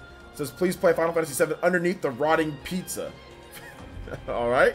Shoutouts to Hunter N64, Elite Ninja here in the village. Thank you so much, appreciate that. And yeah, we'll play underneath the rotting pizza from Final Fantasy VII. Shoutouts to Final Fantasy VII launching on the Nintendo Switch. That is out. All of you guys can go download the game now. So this is 20-something years in the making. How's it going? Oh yeah, I'm not late to the stream, am I? Oh well, just a little bit, just maybe about an hour, 30 minutes or so. Nothing big though, but thank you, Hunter. You guys give some love to Hunter for the donation in the chat as well. Sharingans if you got it. But yeah, that's why I think, Brian Jedi. I mean, I can barely play Devil May Cry myself. That dodging in the game is just I can't do it. I can't do it. I'm done.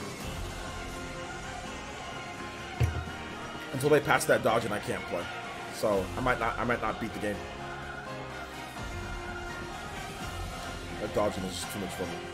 Done with Devil May Cry. Devil May Cry 5. Final Fantasy 7 is awesome. Been playing it for the first time on Switch. Yeah, it's really good. I need to go buy it. Mood. Yeah, pretty much. I can't. That dodging is trash. It's so trashed here. I can't believe they programmed dodging like that. I don't know why. It's ridiculous. Matthew Campos with another $2 donation. Thank you so much, Matthew, for being so generous this stream, dude. This is, can you play Sonic Mania Studiopolis zone, please? Absolutely. That's definitely a banger. It's definitely a low-key banger. Shout outs to Matthew. Thank you so much for the donations tonight, man. I appreciate it. And I appreciate all of you guys for the donations. Thank you. Like I said, you guys know how YouTube does my channel, so thank you guys for the support tonight. Let's see here. The dodging should be better, to be honest. Yeah, it's just everything else in the game is freaking sick, but the dodging is just trash. But shout outs to Jinko Cypher. Good to see you here, my man. Elite Ninja Jinko Cypher. When's your badge changing? I know you've been around for a while. 10 months. 2 more months, and you got yourself a Renengan, Jinko Cypher. So shout outs, dude. Let's see here. Here's the hoping the reveal of our Nintendo Witch this E3. Yeah, I'm waiting for Bayonetta, dude. To be honest, I think Bayonetta's gonna freaking smoke Devil May Cry 5. I think Bayonetta's gonna absolutely smoke Devil May Cry 5 in every single way. I don't see Bayonetta, or I don't see Devil May Cry being better than Bayonetta in any regard at all. Because Devil May Cry 5 isn't better than Bayonetta 2 in any way at all. Maybe the story, I mean, objectively speaking, maybe the story it's better. Okay, I get that, but Bayonetta 2 is superior in every way. There's nothing that Devil May Cry 5 does better than Bayonetta 2. It really does stuff better than Bayonetta 1. I mean, I don't know if it even does stuff better than Bayonetta 1. The only thing that I can say is the vanilla release is the frame rate. The frame rate on Bayonetta 1 is not good at times. The PS3 version's completely screwed, and the Xbox 360 version has dips all over the place. So maybe it's better than that one, but it's not. I don't know if it's even better than that. Bayonetta 1. So yeah, I see Bayonetta 3 absolutely smoking Devil May Cry 5 in every single aspect. Graphics would be the only thing. Graphics, that's it. But graphics to me don't make what the game is good, like if it's better or not. That dodging is so trash tier. I can't forgive them for that. I tried, and I really tried. I'm halfway through the game. I really tried to like the dodging and try to get used to it, but I can't. There's no omnidirectional dodging. Why would you not do any? Like, why is it based on the way that he's facing? When you're in the heat of battle, you're gonna freaking press different up, down, left, or right. Why is it changing so much? That's so stupid. Sometimes I jump backwards instead of dodging. Like, you can get used to it, but I really don't like it. All right, so let's get this next music going. But hold up, we got a donation here that I missed. Gotta paint them all with another $4.99 donation. It says, "Is it enough to have your sub?" LOL. I gotta go, but have a fantastic evening, man. See you tomorrow for PAX, and I don't have Twitter, sadly. Well, I need a way to contact you. So you need to make a Twitter. Otherwise, I can't contact you, my man. So make a Twitter. It's really easy. Make a Twitter and contact me at Player Essence on there. Otherwise, I have no way to DM you or reach you for certain ways. That's easy. But thank you. Thank you for the. Okay, that's British pounds. Got it. Is that Great Britain? Okay, yeah, that's pounds. $4.99 British pounds. There you go. $4.99 British pounds. Okay. But yeah, you have to make a Twitter. Make a Twitter, then contact me through there. Let me know that it's you. So let's see here. Let's get this next music going. And that is Sonic Mania. Sonic Mania. Mania Studiopolis Zone. Okay. All right. Let's get it. This is good. This is some good music. All right. Dante would be fun in Smash. People could do Dante versus Bayonetta then too. Yeah, that'd be dope if they did it. But we need to see some Devil May Cry on the Switch though. Let's see here. I've been around since December 7th. What symbol would I have? December 7th. You just have a headband. It'd be. I think it's 6 months. Then you get the Sharingan like Chuba has. Deadlock 7 says Dante would be fun in Smash. People could. Okay, I already read that. Oops, my bad. Grumps, because man, I really hated Bayonetta 1 in the gameplay, but the story I liked a little more than Bayonetta 2. It's perfect, to be honest, gorgeous and fun, and the story was enjoyable. Bayonetta 1 and Bayonetta 2 play very similar. So you said you hated the gameplay in Bayonetta 1. You shouldn't like the gameplay in Bayonetta 2 either. If you don't like Bayonetta 1's gameplay, because they're very. I mean, there's some new things here. They make the game easy. Bayonetta 2 is easier to pull off combos, but yeah, they change like, the type of weapons that you can get. I mean, they've changed up all that. So, Net Power. I only play songs on donations. So if you want to donate, you can donate through Super Chat or you can donate through Streamlabs, which would be a little bit better. And then put your song request in there. Otherwise, we'll have people doing exactly what you're doing and just saying play this, play this, play this, play this, play this. So yeah. Pretty much every single action game's dodging is better than DMC5. DMC5 has the most ridiculous dodging that I've ever seen in a modern action game. Aron says, why aren't we talking about more important stuff like Senran Kagura, producer, leaving Marvelous? Shaking my head. Yeah, he left Marvelous, now he's at Side Games, but he's still going to be producing the Senran Kagura games. So we're still going to be helping out with them as the producer or director. So there you go.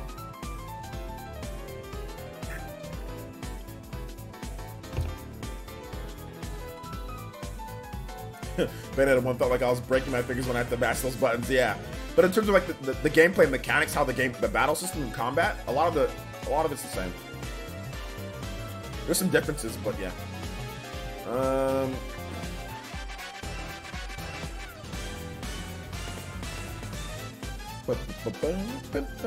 You guys have more questions? We'll be streaming for like another, I would say about 17 minutes. Another 17 minutes. We're gonna go for 2 hours like we always do on these. If you guys have questions, feel free to put them in the chat. Be more than happy to answer all of you guys' questions. Rip DMC5, long live Bayonetta 3.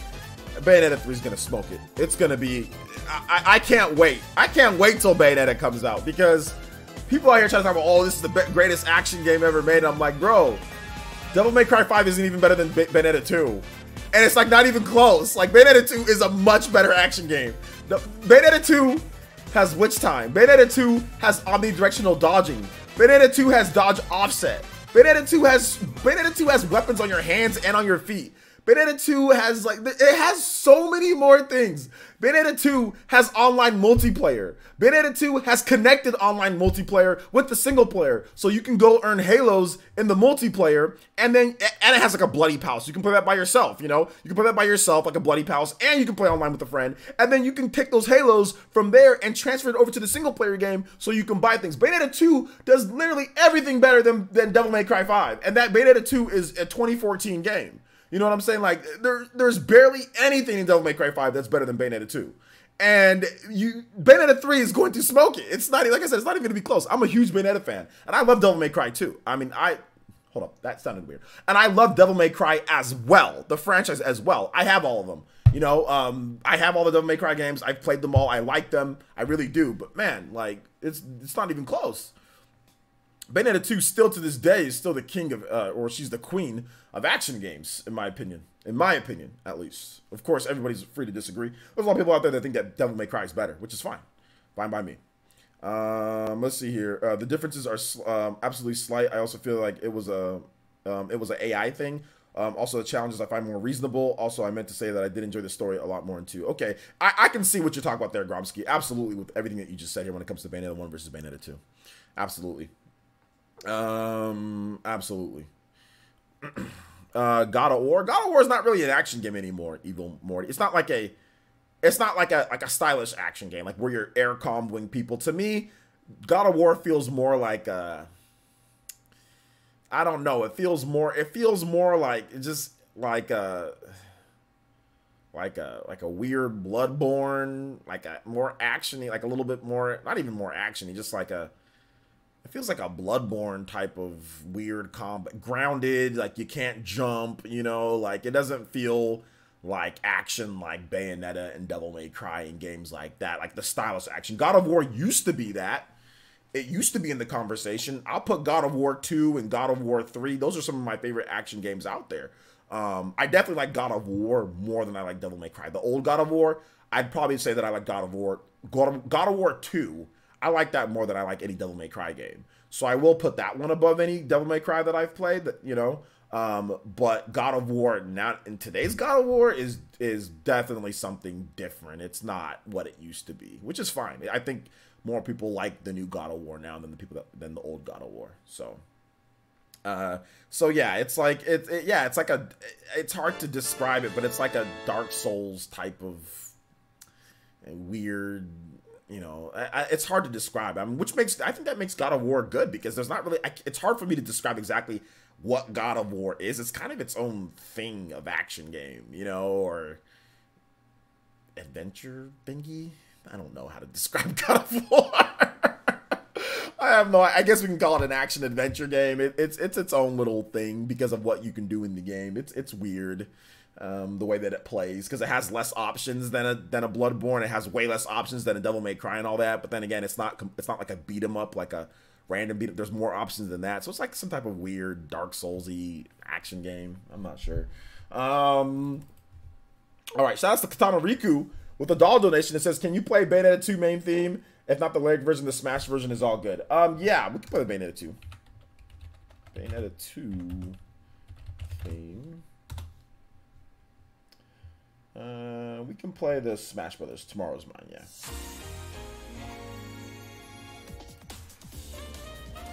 yeah. Juddy says, "Is it too late to ask for a song request? If so, play Danganronpa." Oh my gosh, all that. Yeah, it's not too late to ask for a song request, Juddy.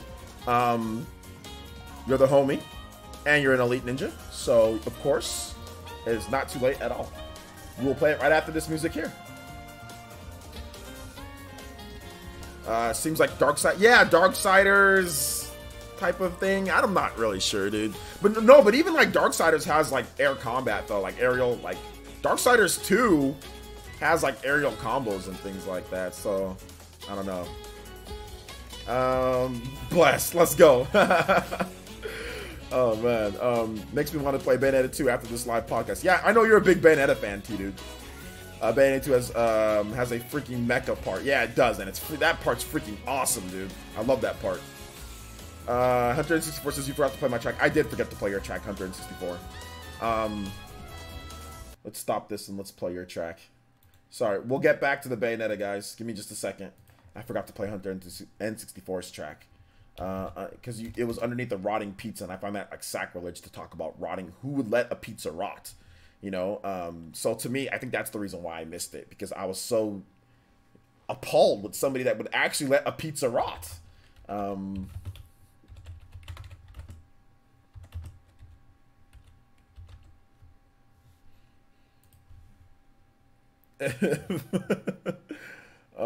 Yeah, we got to go in order. We got to go in order. So then we'll get back to the Bayonetta in just a bit. But I don't know who would let a pizza rot. I have no idea.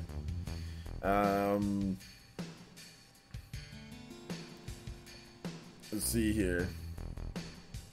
You can play a song. Okay, well, Joe P says, sorry, don't have much money right now, but good job. Hold up, first of all, hold up here. This triggers me. This triggers me when people do this, Joe. You don't gotta give me anything, okay? Listen, it's not something to where you guys don't have to give me anything. Anything that you guys do give me, first of all, you're an elite ninja, so you don't have to apologize. But second of all, I appreciate any donation. Like I said, this is free entertainment. You know what I'm saying? Like, this is something that you do, that you just do. You know what I'm saying? And any support that you guys give me, I'm appreciative of. You don't have to say, oh, I don't have much, you know, but thank you. Like, you don't have to do that, my man. Thank you for being an elite ninja, and thank you for the $2 donation, man. I appreciate that. I don't like when people say, oh, I don't have much, but here, you know, don't say that, dude. You don't have to give me anything. Thank you for the $2 donation, man. Audio, is the audio low? Let me turn it up. I appreciate that. I'm a little triggered, though. A little triggered. I don't like when people say that. Let's see. I think we play on words, referring to the slums in Final Fantasy VII. I know it's a little play on words. But back in the day, that's what used to be like a lot, like in the back alleys in the slums. They'd show pizza rotting in trash cans. You guys ever notice that? Back in the day, like in the 90s?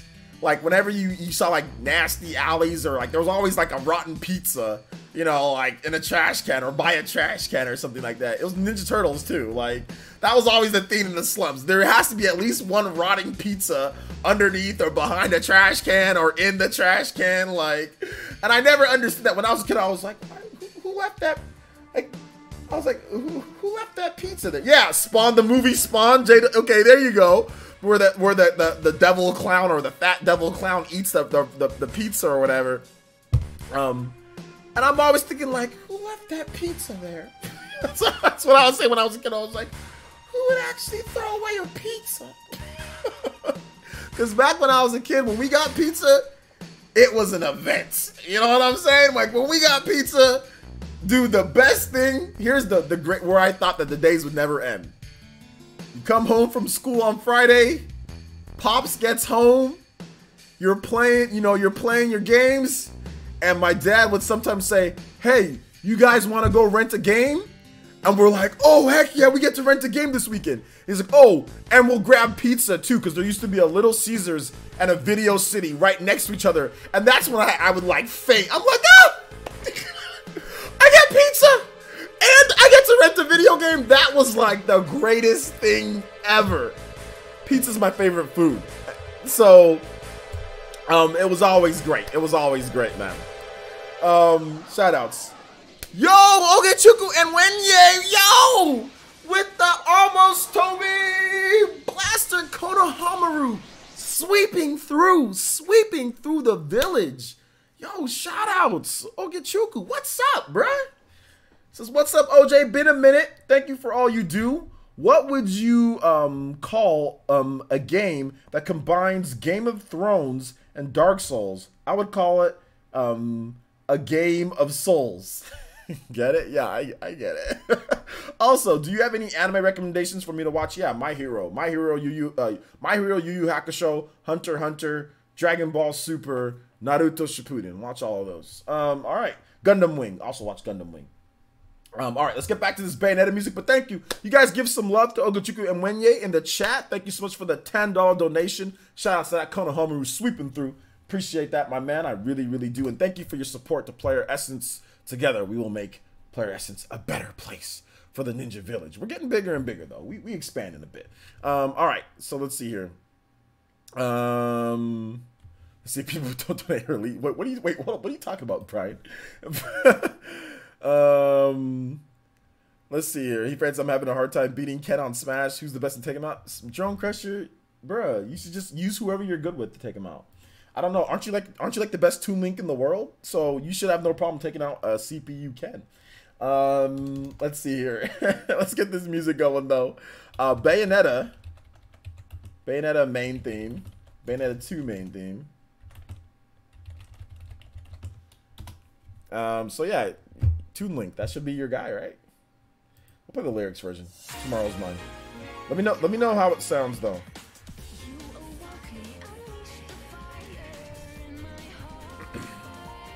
But Hands the Third says, speaking of My Hero anime, you anime, only you or to read the manga. Just I don't read any manga or anything. I just watch that on Crunchyroll.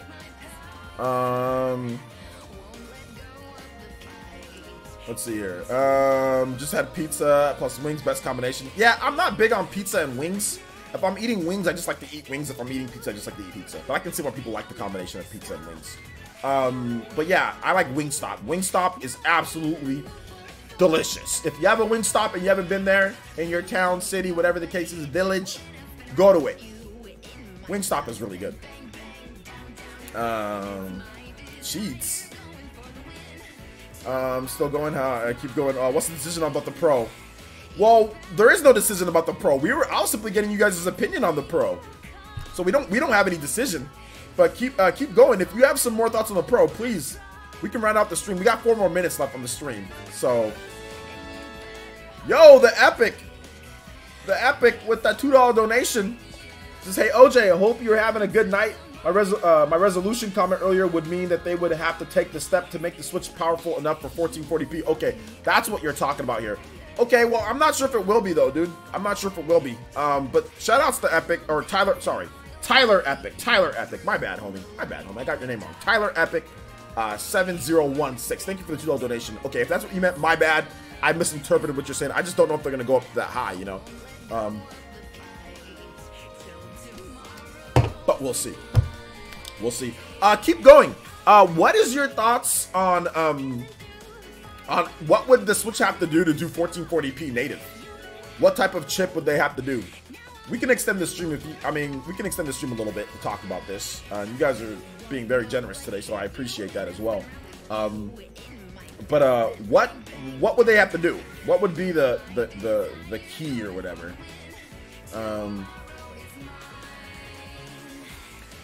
Let's see here. What's a better bone in the bone? What's better, bone in or boneless? Bone in has more flavor, but boneless is obviously easier to eat. But bone in has more flavor to it. Get the if you want to get some wings or Wingstop, get the lemon pepper. Lemon pepper wings are absolutely delicious. The fries aren't that great, but you can get those too. But Wingstop lemon pepper wings is good. Yeah. Get them boneless. Boneless just doesn't have as much flavor. The bones in have more flavor to them.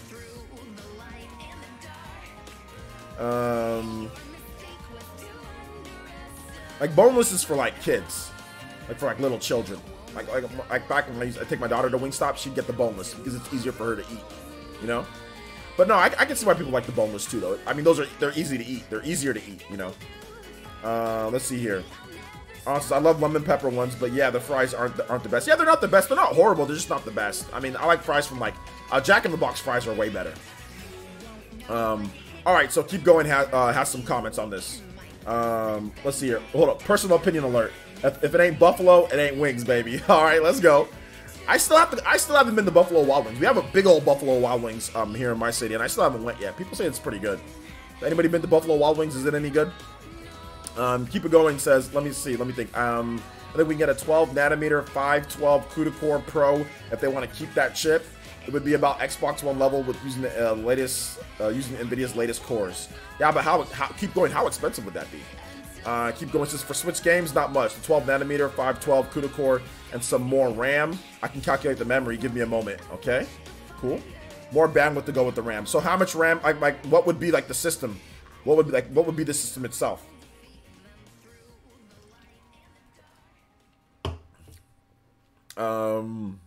So like, what would be like the RAM? Would it be like 8 gigabytes of RAM, 6 gigabytes of RAM? How much would it be? Bonelesses for babies. It's not necessarily, it's just easier to eat. But yeah, I mean, kids enjoy boneless more than with bones. One time, I think I choked on a chicken bone one time when I was a kid. I was like, ah, ah. And then after, I think that was the invention of boneless wings. It was at that point that people said boneless wings is a good idea for children. And after my friend choked on a hot dog at school, I never ate another hot dog again. Because he choked on a hot dog and people were like, I mean, they weren't laughing at the time, but they were laughing afterwards because he survived. And he choked on a hot dog. And after that, I was like, I'm never going to eat another hot dog again. I don't want to choke and laugh. And everybody laughed at me at school. So yeah, I stopped eating hot dogs after 7th grade because my friend choked on a hot dog.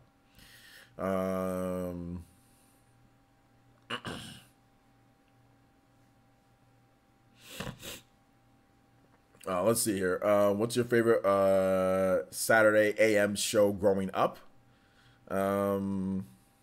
Favorite Saturday AM show growing up? And Jetty, calm down, dude. Calm down, dude. Let's see here. I like Hooters wings. They cook with extra wings. Okay. Oh, extra feathers. Okay. Okay. I haven't had Hooters wings before. We got a Hooters, so maybe I gotta check those out. I gotta check it out. Check those out. Oh my gosh. What's your favorite Saturday AM show growing up? My favorite Saturday AM show growing up. Probably Pokemon, like Pokemon Johto, back when that was like a Saturday AM type of thing. Yeah, man, Pokemon Johto. Ready Mix, what's good, man? What's up, Ready Mix? Thank you so much for joining the Ninja Village. Everybody in chat, please welcome Ready Mix with the new subscription. Also, I used to like Recess and Doug, like the 7th grade Doug, one Saturday morning. So whatever was on one Saturday morning, I used to watch the hell out of that.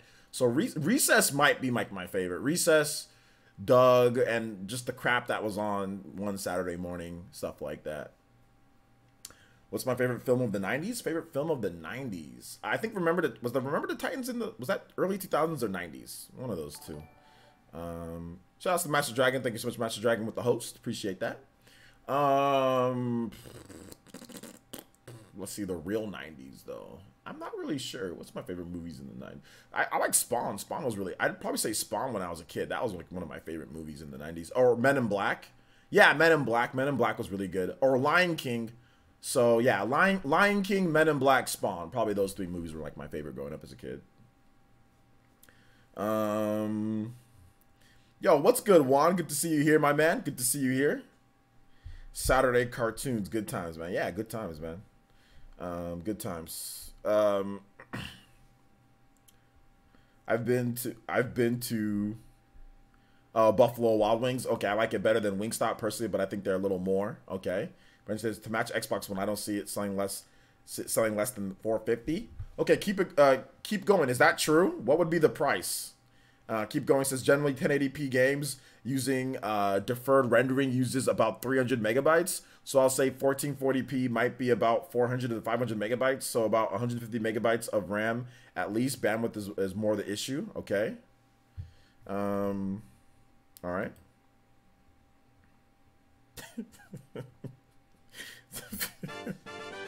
Shout outs to Ogechuku and Wenya. Yo, what's up, Ogechuku? Thank you so much for the $4.99 donation. And he says, I asked this question with Streamlabs, but would you call a game... Hold up. I'd ask this question with Streamlabs. What would you call a game that combines Dark Souls, the game of... hold up. Dark Souls and a Game of Thrones, a Game of Souls. Get it? Anime recommendations. But hold up. Oh, you asked the same question. Okay, so maybe there was a mistake. I think there was a mistake with the super chat or something. Yo, what's up, Cinnamon the Hacker? Shout outs. But thank you for the $4.99. I appreciate that. Ogechiku and Wenye, thank you so much. Appreciate that. Keep going says, I think I recall calculating about 120 gigabytes per second for the 12 nanometer SoC with 128-bit bus. So basically 2 to 4 RAM chips. If 2 chips, 3 gigabyte chips with 64 lines each. If 4 chips, 32 lines. Okay. So what does all that mean? What does that mean?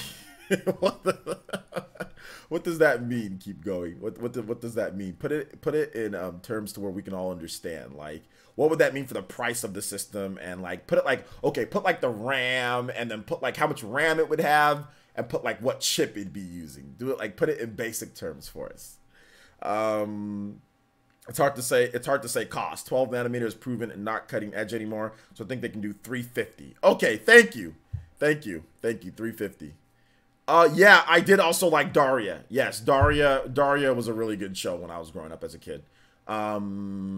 Teenager / kid. Daria was huge. It was really big back then. Like, people really liked it, and then it just stopped. It just stopped, and they never resurrected it. They never went back to it. There's a couple video games, but they both suck. There's 2 games and they both suck. They're both trash. But yeah, they never went back to it. But yeah, and it's like dead. I don't think it's ever gonna come back. So yeah, Daria was a great show. If you haven't seen Daria, go check it out. They have a DVD box that you can get for super cheap, but it doesn't have the original music. So if there's a way that you can watch, I think you can watch it on YouTube with the original music. So watch it there. Daria's good. It's funny. A lot of witty humor though. Sarcastic humor. Let's see here. Good shows have terrible games. Fact. Yeah, Ren and Stimpy. Ren and Stimpy had a bunch of crappy games. There were so many crappy Ren and Stimpy games. Oh my goodness, dude. Holy smokes, those Ren and Stimpy games sucked. I mean, I thought they were good because I was like Ren and Stimpy, but they weren't very good. Like the Fire Dogs game, trash. Absolutely trash. Were you into 2000 shows like Mighty B, My Life as a Teenage Robot, or Samurai Jack? No. I wasn't into any of those. In the 2000s, I got into anime. In the 90s, I got into anime, but anime was very scarce on TV. There was a thing called animation, like animation domination or something, like domination, or there was something where they play, Cartoon Network would play anime every now and then, like once or twice a month. And since there was no internet back then, it'd be hard sometimes to catch it. Like it'd be weirdo times, or sometimes they play it like on Telemundo back in the day, where I'd catch Dragon Ball Z before Dragon Ball Z blew up. Or there'd just be weird channels where Dragon Ball Z would be playing where it wasn't Cartoon Network. This was before anime became huge. And there was Pokemon, so I did watch oh yeah, that's also another show growing up as a kid. I loved Pokemon in the 90s as well. So Pokemon, but like before anime really blew up here in terms of like Cartoon Network, Toonami, it was very difficult to watch anime, and we didn't have internet back then like that to watch shows. So I watched Vampire Hunter D. I watched a couple other different types of anime and stuff, but it was very difficult because, once again, time zones. Sometimes I didn't understand time zones. They would say in Eastern time, and I didn't know about Eastern time, and they didn't teach us about time zones until certain types in school. So it would just, sometimes they do Central time. I had no idea what a Central was when I was a kid, so I would just miss stuff all the time. Who's missed shows back in the day because of time zones? I mean, that happened to me all the time. So it was just difficult growing up as a kid to watch anime until Toonami came out, to where they had set times that you know this is when it's going to be, and it became super popular. Pokemon used to play in the morning before school. Like, you used to have to wake up. Pokemon was like 6 a.m. You know, they would play Pokemon. And then they also played it on Saturday as well. But they would play Pokemon like early in the morning. So you watch it before you go to school. So yeah. Let's see here. So you weren't more of a Code Lyoko? No, I wasn't a Code. By the time Code Lyoko and all that came out, I was so hardcore into like Gundam and Yu Yu Hakusho and those anime, like all of that. I was not into like American animation. Absolutely not. I completely ditched American animation. I was watching cartoons less and all of that. Like, I wasn't watching like Dexter's Lab and all that as much. I was so hardcore into Japanese animation. I just kind of said, screw all this American stuff. I'm into Dragon Ball. I'm into Yu Yu Hakusho. I'm into Gundam Wing. That was another show that was Toonami as well. So I was into all of that. I wasn't having any of this normal, like Johnny Bravo and all that stuff. Even though, I mean, I liked it, but all that stuff was more of the 90s for me. But like the 2000s were the start of the anime era, for me at least, for me. So yeah. The real Ghostbusters, that show was trash. Keep going says it's just my hope. It's a new Nintendo. And they paid for nice chips. It's not a big risk any longer. Hybrid is proven. That's true. You're right about that. So they can kind of go a little bit more all in with the hybrid design. Yeah, you're absolutely right about that. You're absolutely right about that. Pokemon the first movie was awesome. It was. I watched it on TV. I don't like American like show, like I didn't like He-Man, and I didn't like Thundercats, even though Thundercats was not, but like I didn't like Thundercats. I thought Thundercats was weird as hell. I've always disliked Thundercats shows like that. He-Man, Thundercats, I didn't like any of them. I didn't like any of them at all. I like Turtles though. Ninja Turtles, love that show. Spider-Man, like that show. Fox, the original X-Men, the X-Men show on Fox Kids, like that show. That was good too. Those were all good. Power Rangers, yes, like that when I was a kid, when I was a little kid, yeah. I stopped watching though, like they started doing like the Power Rangers Neo, Power Rangers Space Force, Power Rangers weird diamonds on their helmets and all this weird stuff. Like they did like Samurai Power Rangers, and I stopped watching after that. I watched the original Power Rangers and that was pretty much it. That's all I watched. I watched VR Troopers for a little bit too, but that was kind of weird, but I watched that show too. Batman, I did watch Batman the Animated. It wasn't like I was in love with it, but I did watch Batman the Animated series. Like my brother was really into that, so I'd watch it with him because he would watch, so I would watch. So yeah. Oh, I watched Monster Rancher too when I was a kid. I was one of the few that loved Pokemon and also loved Monster Rancher. Like the original Monster Rancher with Genki and everything. I loved that anime, and people would be like, oh, Monster Rancher is trash. I'm like, no, Monster Rancher is good. It's really good. So I used to watch Monster Rancher back in the day, and I thought it was really good. I liked it. So yeah, Digimon. Digimon was cool. Monster Rancher was cool. Those are all cool. Street Sharks. I watched Street Sharks, but that show was like popular for like 1 minute and then stopped being popular. When I was a kid, Street Sharks was super popular. There was toys. I wanted a toy for Christmas. My mom bought it for me. And then it just died. And then it just died out of nowhere. Street Sharks was gone. Before you know it, there was no more toys in the stores and nobody bought it. It was just dead. It was definitely a Ninja Turtles ripoff. Absolutely. Absolutely. Absolutely. Let's see, finding a DBZ, VHS, or DVD that wasn't a filler episode was gold, bruh. No Avatar: The Last Airbender. Nah, I wasn't as much into Avatar back when that started getting popular. I was Dragon Ball Z guy, Dragon Ball Z guy. I Am Not Human says, will a battery life improve the Mini or Pro? Well, battery? Yeah, they'll probably make a better battery. Yeah, they'll probably will. Is it Eric's man says a Switch with clamshell design that plays Switch and 3DS games would be cool. Yeah, that'd be dope. Yeah, I'd be down. Be down for that. Be down. Wait, hold up. Wait, hold up. What you say? A Switch with clamshell design that plays Switch and 3DS games? Wait a minute. No, that's not gonna happen, dude. How expensive do you want the system to be? Why would it play Switch and 3DS games? They'd have to include a whole Nintendo 3DS into there as well. They're not gonna do that. Hold up. Time out. Hold up. No, that's not going to happen. Wait, what? No, that's not going to happen. That's going to cost, and it's going to cost too much. That's going to be weird. How you'd have to put a 3DS and a Switch in together. They're completely different architecture. Oh, that's not going to happen. Wait a minute. I thought you said something different. I thought you said a clamshell design like the 3DS. I thought you said that. That's like saying, oh yeah, it'd be cool if you had a freaking PS4 that can play a PS Vita and also a PS Vita, a PS3, and like other stuff. Like you can't, like the price on that is going to be ridiculous, and like the chipset's not going to work. The 3DS and the Switch are completely different architect, like completely different. Like that's going to be weird. Nintendo can't do that. I don't want them wasting R&D money and space on that. Like if you want to play 3DS games, play 3DS games. If you want to play Switch games, play Switch games. That's going to be weird. It would cost too much. That's not something like easy, like to where like backwards compatibility is easy. Now if it's easy, then that's fine. I'd say yeah, you can do it, but that's not something that's easy. That's something that jacked the price up quite a bit. Let's see here. They will use battery for power, not longevity. Hold up. I don't think the battery life will be better on the Pro. You don't think it'll be better? But the new Nintendo 3DS had a better battery life than the original 3DS. The Batman the Animated Series and Batman Beyond were good. Yeah, I watched Batman Beyond too. That was good. Justice League Unlimited? Nah, wasn't a Justice League fan. Was not a Justice League fan. Let's see. Thank you, OJ. Daughter woke up with an earache. Thank you, OJ. Daughter woke up with the earache. Oh, okay. Sorry to hear about your daughter, dude. Hopefully you can get something to help her ears. New 3DS barely was an upgrade in power.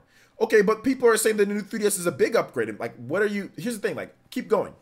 We talked about this earlier. Keep going. People are trying to say that the 3DS to the new 3DS is a huge upgrade in power. People are trying to say that it is, right? Is it a huge upgrade in power or not? Like, I think, is it subjective? Is it subjective, the power bump? Because people are saying, oh, well, it had this much more RAM, and it did all this, and we just, I mean, like, you saw games like Hyrule Warriors ran, like, at solid 30 frames per second on the new 3DS, only ran in, like, 20 frames per second on the regular 3DS, so people are saying, oh, that shows how it's a bigger power leap, you know, so, I mean, like, what is it here? What's your opinion on this? What's your opinion on it?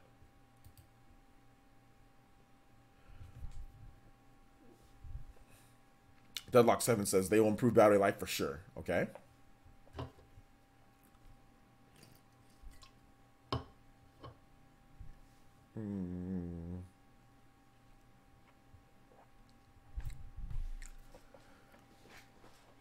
I want to hear what Keep Going has to say on this one. Okay, you nerds arguing about like Korra versus like Avatar and all that. You nerds need to stop arguing about that. The Hands the Third says, "Persons, it wouldn't be pro without improved battery. It's the most obvious upgrade." Okay. Katana Riku says, "Persons, a good power leap would be if Xenoblade could run at 720p in handheld mode. Would be the best looking game on Switch by far." Well, hold up though. Xenoblade 2 runs in 720p docked, so we can already see what Xenoblade looks like in 720p. So why would it running in handheld mode all of a sudden make it the best looking game on Switch by far when it already runs in 720p docked? I don't get that. I was hoping for a 10-year reunion film for Daria. Yeah, I don't know if that's happening. That'd be dope though, Brian Jedi. I bet OJ is a Korra fan. I'm not a fan of Korra or of Avatar, like the Airbender. I've seen some episodes, but I never got into it like you nerds. You know what I'm saying? There's much superior things out there like Yu Yu Hakusho, for example, or My Hero, or stuff like that. I never got into it like you guys got into it. I've watched episodes. I mean, it seems all right, but I never got into it like that. So yeah, every game is not 1080p in handheld mode on the Switch Pro. Then I don't want it. Then don't buy it. You don't have to. Hey Arnold. Hey Arnold is really good. I watched Hey Arnold. Good show. Really good show. Let's see. Oof, hard to disagree with Yu Yu Hakusho. Yu Yu Hakusho stomps the hell out of Korra or or Avatar.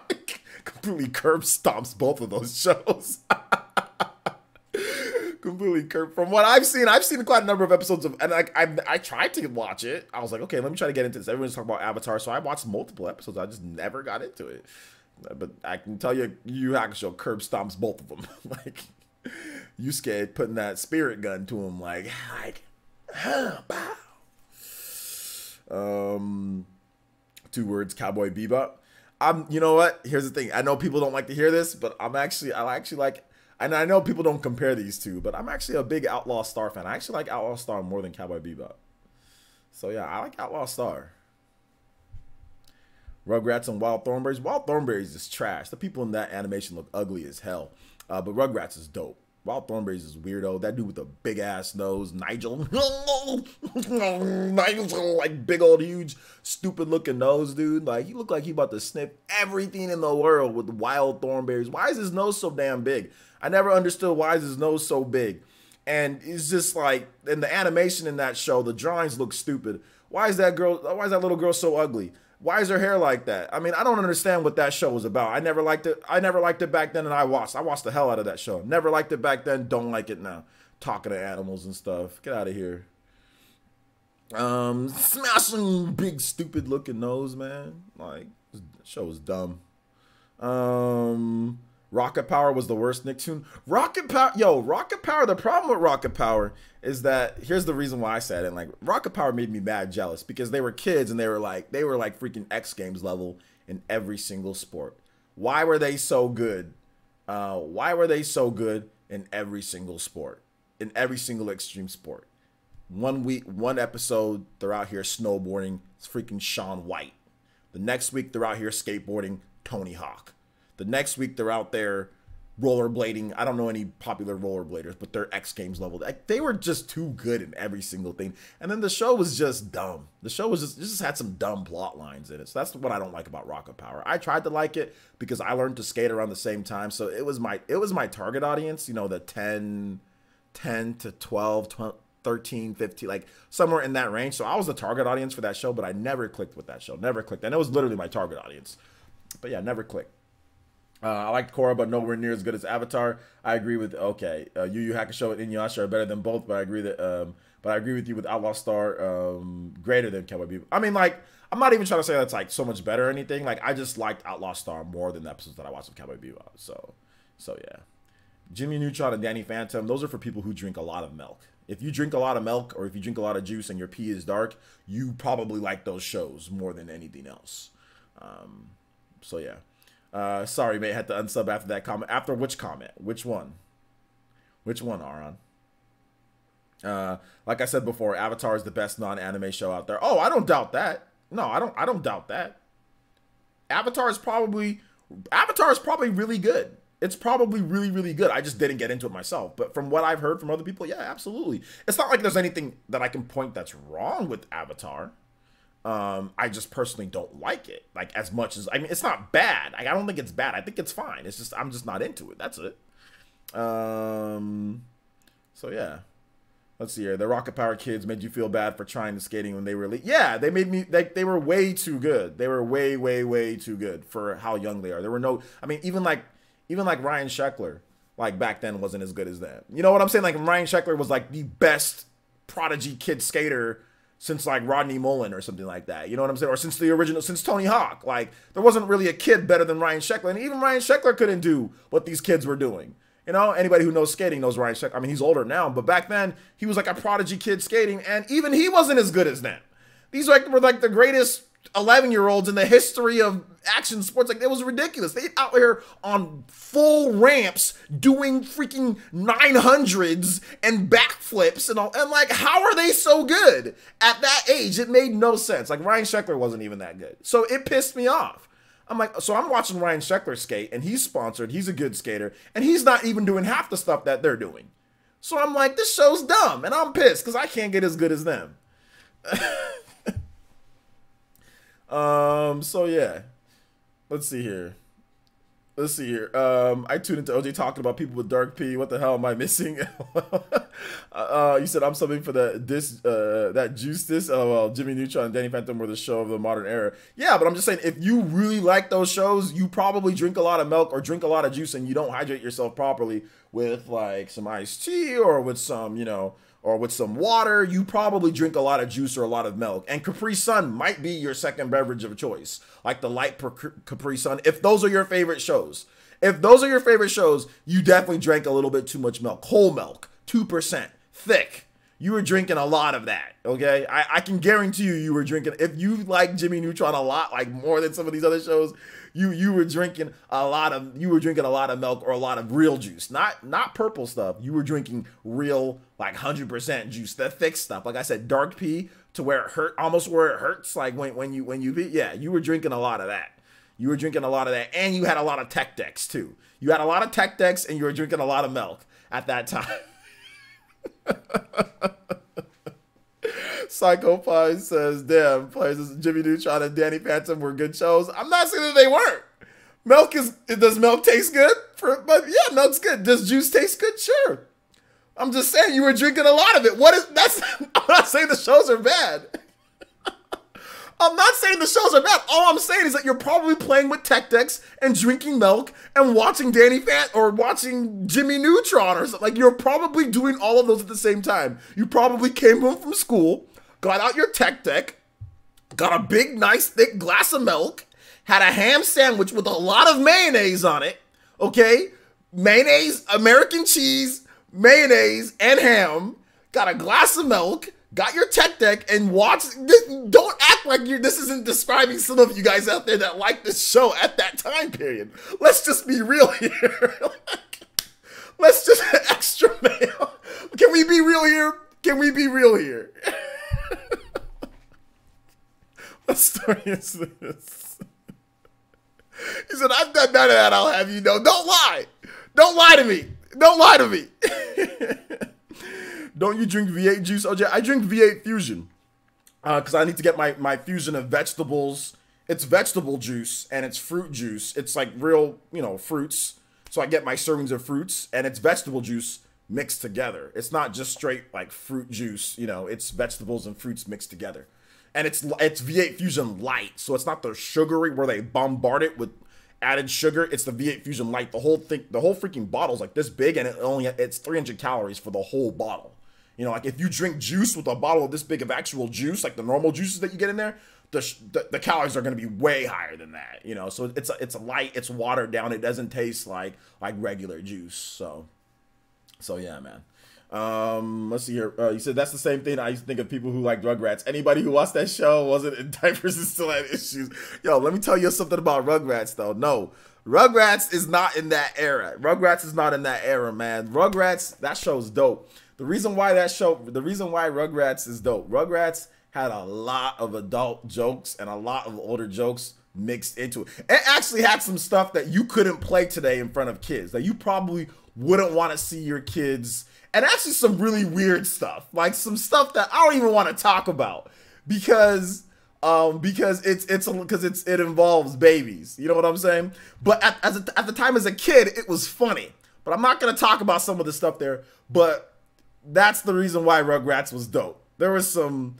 Tommy's grandpa rented adult movies. They talked about other things. Like I said, I'm not going to go into it because it involves, and I know it's not a real show, but I'm just saying, like, yeah. There's definitely a lot of adult jokes mixed into, like a lot of adult or older humor mixed into Rugrats, which makes it, in my opinion, a much better show than we've seen like a lot of these other shows. Like, it's good. Creepypastas or something else. Yo, what? Let's see. The Rugrats superhero episode was a classic. Yeah, my favorite Rugrats episode is the box episode where they played with boxes and it turned them into all sorts of other, like they did all sorts of different types of things inside of the boxes. That was like my favorite episode of Rugrats. Remember the episode of Rugrats where the Angelica said some bad things? We'll leave it at that. Yeah, that's true. Yeah, I remember that episode where she got in trouble for saying like a bad word. Yeah, that's true. They were like, when Angelica said it, and like that was like a big theme in the show. So yeah. There's a lot of other stuff with Rugrats. There's a lot of other stuff. And let me tell you guys the reason. Let me give you guys another reason. If you guys remember, there was a rap song from Mace and I forgot who that rapped about the Rugrats with the beat and everything. I know they were paid for it, but they were asked about that. They're like, oh yeah, we watched Rugrats. The show's dope. Like the show appealed to people. It wasn't a show for like, and I know you weren't trying to say that, Murdoch Loco, but the show wasn't for like little babies. Little babies aren't going to understand Rugrats. It wasn't even a show for like little like 3-year-olds or anything like that. If you were 4, 5, 6, 7, 8, 9, 10, 11, 12, 13, 14, 15, you can watch Rugrats and say, yo, this show's actually pretty dope. You know what I'm saying? Like it was good. It was written very, very well. It was written very well. Blackstreet and Mace, yeah. 3DS just has a better CPU with more cores, more RAM. Occasionally helps frame rate because it can save calculations for later use. It doesn't improve graphics themselves though. No. Okay, gotcha. Keep going. Let's see here. Yo, what's a Red Enigma? What's up? Good. Oh, you taking off, dude? All right, take it easy, bro. Thanks for coming out to the stream, homie. Appreciate that. The Rugrats movie was sad. Yeah. Filbert was my favorite character. Yo, Filbert in the house. Let's see here. You have a good memory, OJ? I have a good memory based on certain things. I watched Rugrats for like 10 years or something like that, though. So it makes sense. It was on for a really long time. And then they did that stupid All Grown Up, which was kind of trash. All Grown Up is not good. Well, it's not horrible, but it's not good. You know, like All Grown Up isn't good, though. It's not a good show. At least I don't think it's a good show. Garfield and Friends was my jam. I do like Garfield and Friends. I do. I was actually a big Garfield and Friends fan. I do like it. I think it's a good show. Rugrats was my childhood. Rugrats aired the same year I was born, 1990. Yeah, that's when I was watching Rugrats when I was a little kid. I mean, some of the jokes I didn't get. There'd be repeats of the show, and it was so funny. Each year, I would watch a rerun of Rugrats, and I would notice something that I didn't notice the year before because my mind developed a little bit more. That was the cool thing about Rugrats. I evolved with the show. There was things that I watched, and I was like, I don't get it. And then later I watched, I was like, And then the next time I watched it, I'm like, oh my gosh, I can't believe they said that. You know what I'm saying? Like, there'd be even times when I was a kid, I'm like, wow, that's in there, you know? Like, so each year I would evolve with the show. Like, I'd understand a little bit more and a little bit more about what they were talking about. Remember All Real Monsters? Yeah, I actually really love All Real Monsters. My favorite is, I think his name is Ickis. Ickis, he can go and get real big and turn red. Yeah, or he was already red, but he would just get super big. Yeah, Ickis. I think his name is Ickis. Or Ickis. But yeah, All Real Monsters was dope. It was a good show. Yeah, All Grown Up missed what made the show special. Absolutely. Thoughts on Animaniacs? Tiny Toons, very good. All of them are very good. Tiny Toons, very good show. Very witty. Very good. Animaniacs, very, very, very good show. Which I think Animaniacs is coming back. I think they're if I'm not correct, Animaniacs is coming back. But Animaniacs is perfect for that era, that time, including all of the different type of pop celebrities that they would do, the humor that they would do. Animaniacs is a fantastic show. All of the Animaniacs, like the WB brand with like Freakazoid and like the Goodfellas or whatever, the Birds, all that stuff was really good, really good. Tiny Toons was really good too. I like Tiny Toons. Very great shows, good humor, all of that, yeah. Kennard Trader with the subscription. Thank you so much, Kennard Trader. Thank you so much. Welcome to the village, my man. Shout out. You guys give some love. Give some love to Kennard Trader. Party Man says, OJ Loki calling me out. Oh, I like those shows, but never did what you described. I'm not calling anybody. I'm just saying there's nothing wrong with sitting down, having a nice glass of 2% milk, a ham sandwich with cheese, and playing with tech decks. That's not a problem. Is that a problem? Is that a problem, man? Let's see here. Nice Joe says first, can you get the UF shout out, my boy? Go Gators. Yeah, there we go. University of Florida, take it easy. Got to go study for the exam. All right, take it easy, man. Good luck on your exam. Rugrats was your childhood? Yup. Yeah, Pinky and the Brain. There you go. Yeah, Pinky and the Brain. That was a good show too. I love Pinky and the Brain. That was good. Good stuff, man.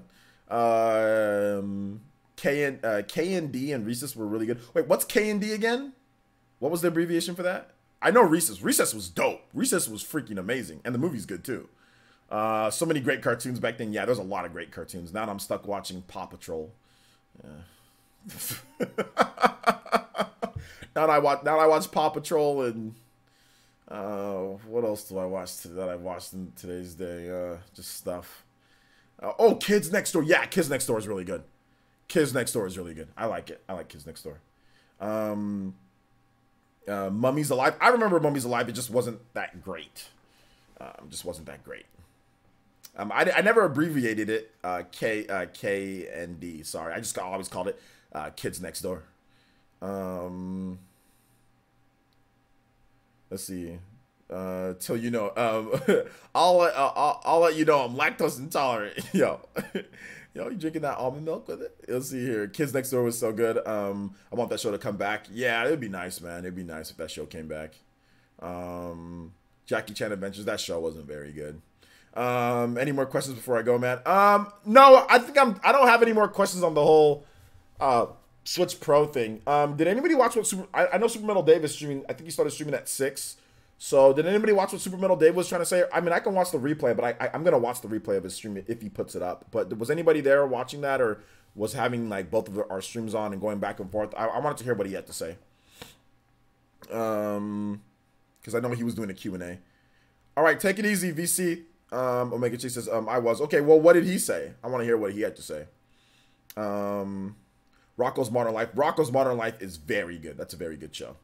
Very good. Kind of disgusting at times, but still very good.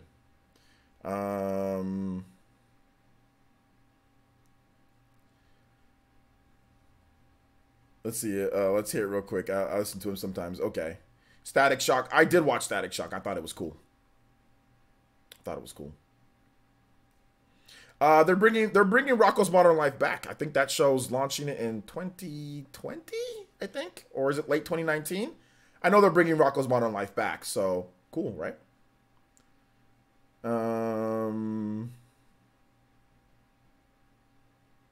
SpongeBob a classic. Yeah, SpongeBob. Obviously, SpongeBob's good. You know, it's a good show. Good feathers. Yeah. No, it's a show. It's a show. It's not a movie. It's a show. They're bringing back Rocko's Modern Life, the show. Let's see. I'm a graphics programmer, so DM for more questions. Keep going. Can you hit me up on Twitter? Let me know it's you, so I can DM you for stuff in the future. Rebel wants this person's Motown Magic on Netflix. This is a cool show. My little ones love Motown Magic. All right, might have to check that out. My mom wouldn't let me watch Cousin Skeeter because she thought that Skeeter was a bad influence. Skeeter got himself into a little bit of trouble. Every now and then, man. But yeah, I used to watch My Cousin Skeeter. That show was it was live action with a puppet. So like you guys know like the puppets from like the, you know, Muppets, but it was like a brother puppet.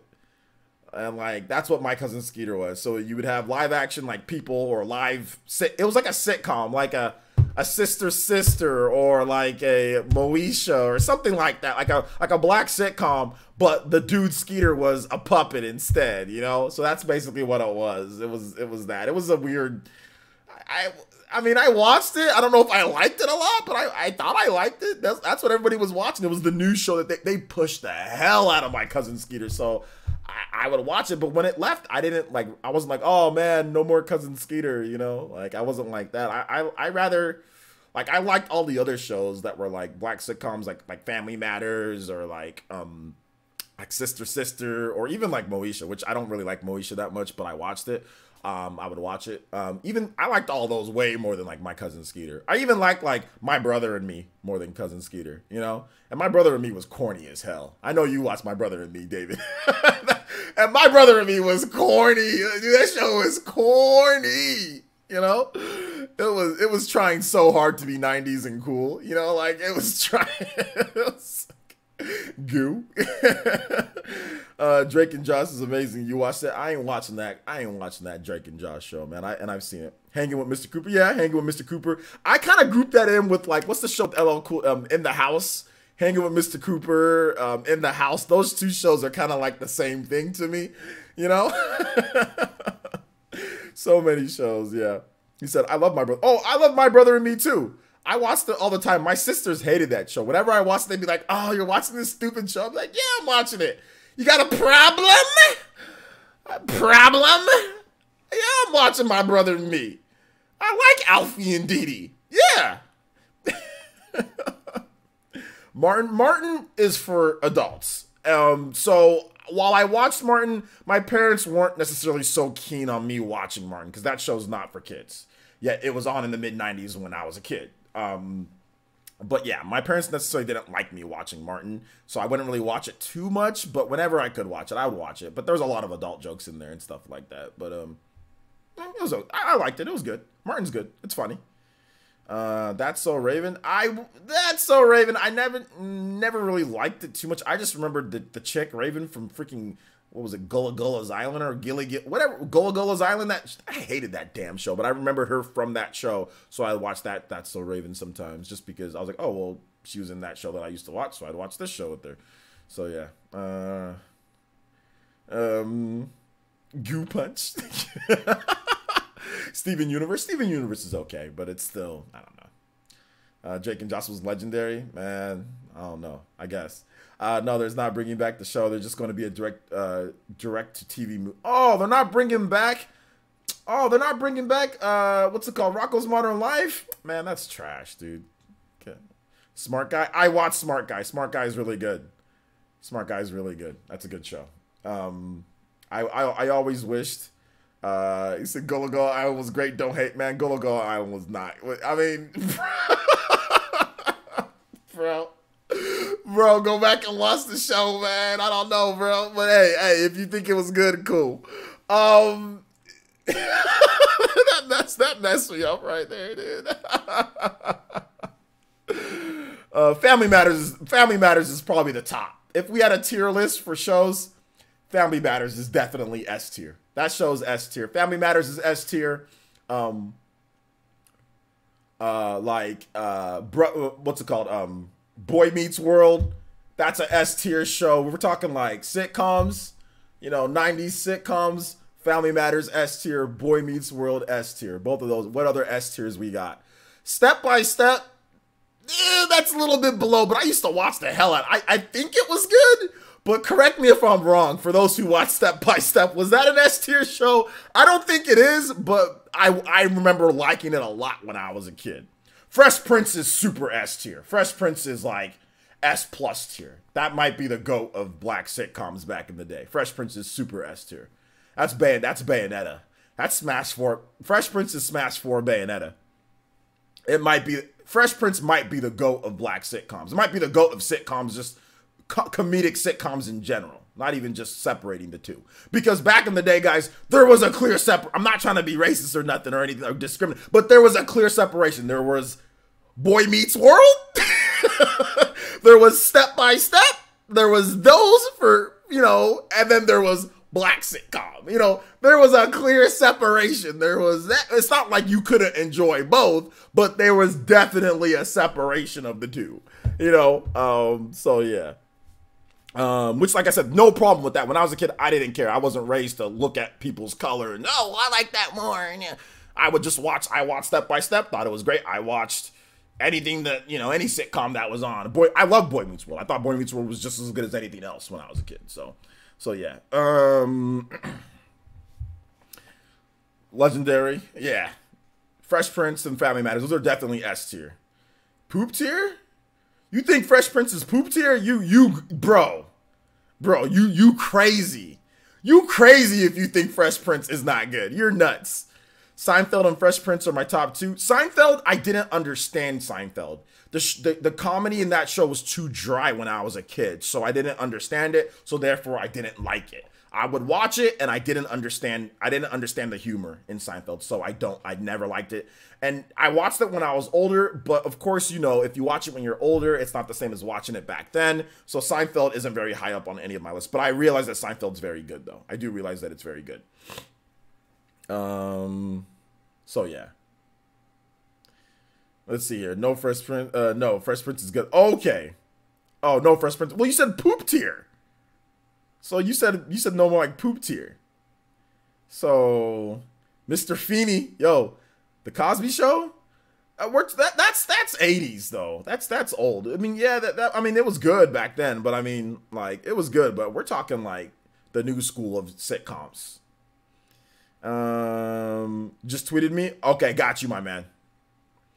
Kenan and Kel, that's something Kenan and Kel, that's different from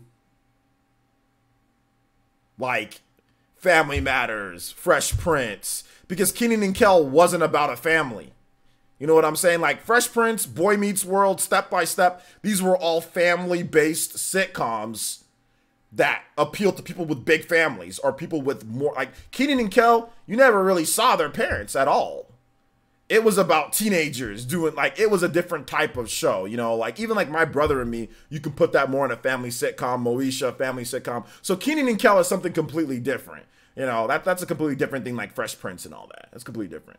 Seinfeld, yeah, completely different. Not a family. I mean, not a family sitcom or anything, like completely different. Completely different. Step by Step, Fresh Prince, and Home Improvement was the best in the 90s. Those were all very good. Yeah, they're all very good. Do you think Original Switch was the test run for the Switch Pro? I love how he went straight from 90s sitcoms and 90s shows to Switch stuff. Yo, that's what I'm talking about. Do I think the Original Switch was a test run for Switch Pro? No, I don't ever think that anything's ever a test run for anything else. It's just an evolution of hardware that I don't think, like, Xbox One was a test run for Xbox One S or Xbox One X. I think it's just the evolution. They put out what they can and they evolve the hardware. R&D never sleeps. You know what I'm saying? So I don't think it was a test run or anything like that. Not in my opinion, at least. George Lopez bodies everyone. Bodies all? Nah, bruh. George Lopez show, it was good. Don't get me wrong. It was definitely good. But I don't know if it bodies all. But it's definitely good. It's not bad. Excuse me. It's not bad at all. Yes, all that is coming back, but unless they need to get a lot of the original cast. Like, I need to see that cute Latina that was in the later episodes that she's still doing. I need to see her. She's in her 30s now. I need to see her come back. I need to see Lori Beth Denberg, that big old lady. I need to see her come back. I need to see Kel Mitchell. Like, I need to see I need to see the dude that played the ear boy, the white boy that was like where he flop with the ears. I need to see him come back. If they don't have some of the original cast, I ain't watching. I need to see those people back. So we do not mention George Lopez. Oh my gosh. Yeah, I need to see Keenan. I need to see all of them. Married with Children. Married with Children. It was all right. Yeah, it was all right. I'm just not huge on it. But thank you, DN Megasdan. I appreciate the $5 donation, my man. I appreciate that. Dude, we going on 3 hours here. Yo, we going on 3 hours. Shout outs to my new editing schedule where I don't have to have a stupid freaking video at whatever time of the morning because you guys are down for watching videos whenever. So shout outs because we can just make a video live and then I can just edit in the morning for you guys. So yeah, let's keep this one going. Let's keep this going here. Did you like all that? I loved all Tiny Human Herder. I loved all that. And I loved Hey Arnold and what's called Rugrats as well. But yeah, all that was my show. When I was a kid, it was so funny. I'm old enough to remember when the promos of all that were starting, right? So when all that was starting up, they used to do these little promos like to promote the show like beforehand. And the promos were trash. They were whack. Like when I first saw the show, like all that had like this dingy ass set. Like it was just with these weird people that I've never seen before. And like they would just do these promos for the show that just look horrible. And I'm like, dude, this show's gonna suck. Me, my brother, and my sisters, because we used to all gather around and watch like Snick, right? And watch like the shows. And when we saw it, we were just like, yo, this is gonna suck. But then we're like, all right, we give it a chance. And then we started watching it, and it was funny. It became like the best thing ever. Like, so I loved all that. It was good. It was good. Good show. All that. It was great. So yeah. I'm glad that I kept on watching it. In Living Color was the best. In Living Color was cool. I was a little young for that in terms of like the. I mean, it's not bad. In Living Color is good. It was good. It was just wasn't my favorite. It just wasn't my favorite. George Lopez was trash. Oh my gosh. Goosebumps is family friendly. Goosebumps, the show Goosebumps. I used to watch that. Yeah, I used to watch Are You Afraid of the Dark? That was Snick. Anything on Snick I used to watch. So yeah, Anthony Albert. So I used to watch Are You Afraid of the Dark? I used to get scared as hell. I don't care. You guys, I used to get scared, dude. I used to sit there and get a blanket and just be like watching Are You. I used to be like, oh snap. Dude, I used to watch. My brother used to be like, my brother used to take the any opportunity that he could get to scare the hell out of me with Are You Afraid of the Dark, he would do that. My older brother and my older sister, they would collaborate on scaring me and my other sister. My other sister, she's older than me, but she's like, we're like the younger ones. So they would do stuff like they would like slip away as me, my younger, or she's my older sister, but she's like the younger of the younger sisters. They would slip away and they would turn off the damn lights. And me and my sister would be like, ah! Like they would turn off the damn lights while we were watching.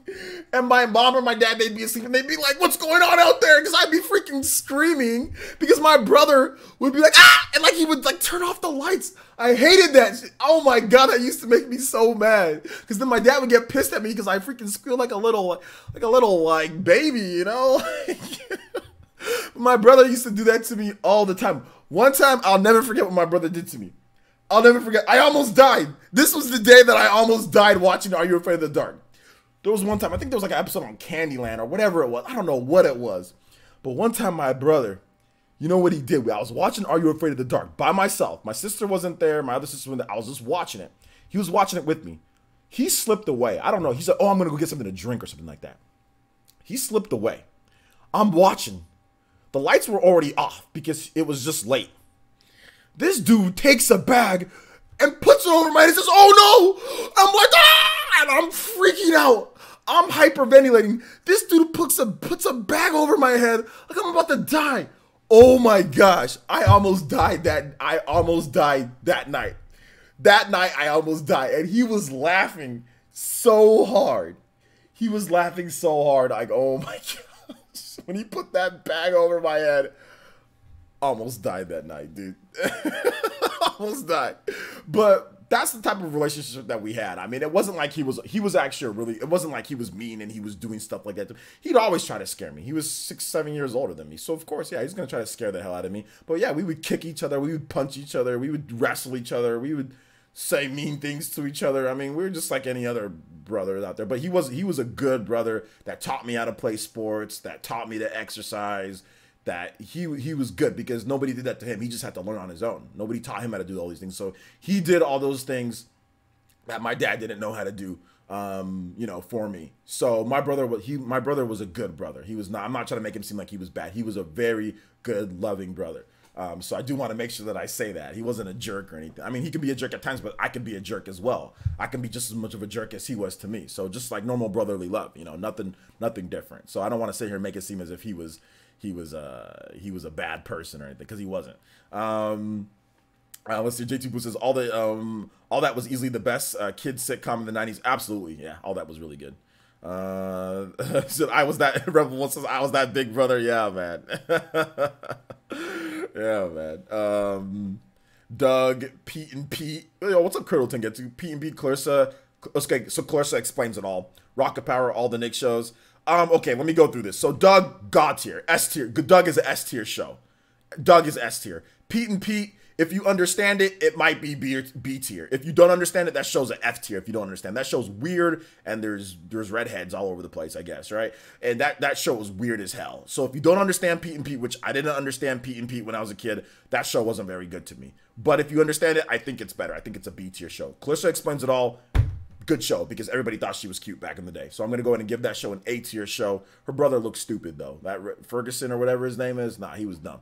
But yeah, he's a lawyer now. He's a smart dude. But anyway, so I'm going to give that show a A or B tier, because Clarissa was cute. I thought she was cute when I was a kid. Rocket Power, not a good C tier show. They were way too good. So yeah, there you go. Rick and Morty is really good. Yeah, that's a new show. We ain't talking about new shows, though. Nickelodeon in the 80s was good, but I had one of my favorite cartoon shows, Count Dracula, was funny, a British cartoon series. Was Nickelodeon, well, I was a 90s kid, so I mean, Nickelodeon maybe started in the 80s, or I don't know exactly when it started, but to me, 90s was like the golden age of Nickelodeon, was like all throughout the 90s, so that's what I remember. Ren and Stimpy, God tier show, S tier show. It's disgusting, but it's an S tier show. Cat Dog's a C tier show. It's stupid, but it's not funny enough. Cat Dog wasn't funny enough to be an S tier show, or even near an S tier show. It was just dumb. It's a dog and a cat put together into one. They didn't say anything. They weren't really witty. The dog was really dumb. The cat was a bit smarter than the dog.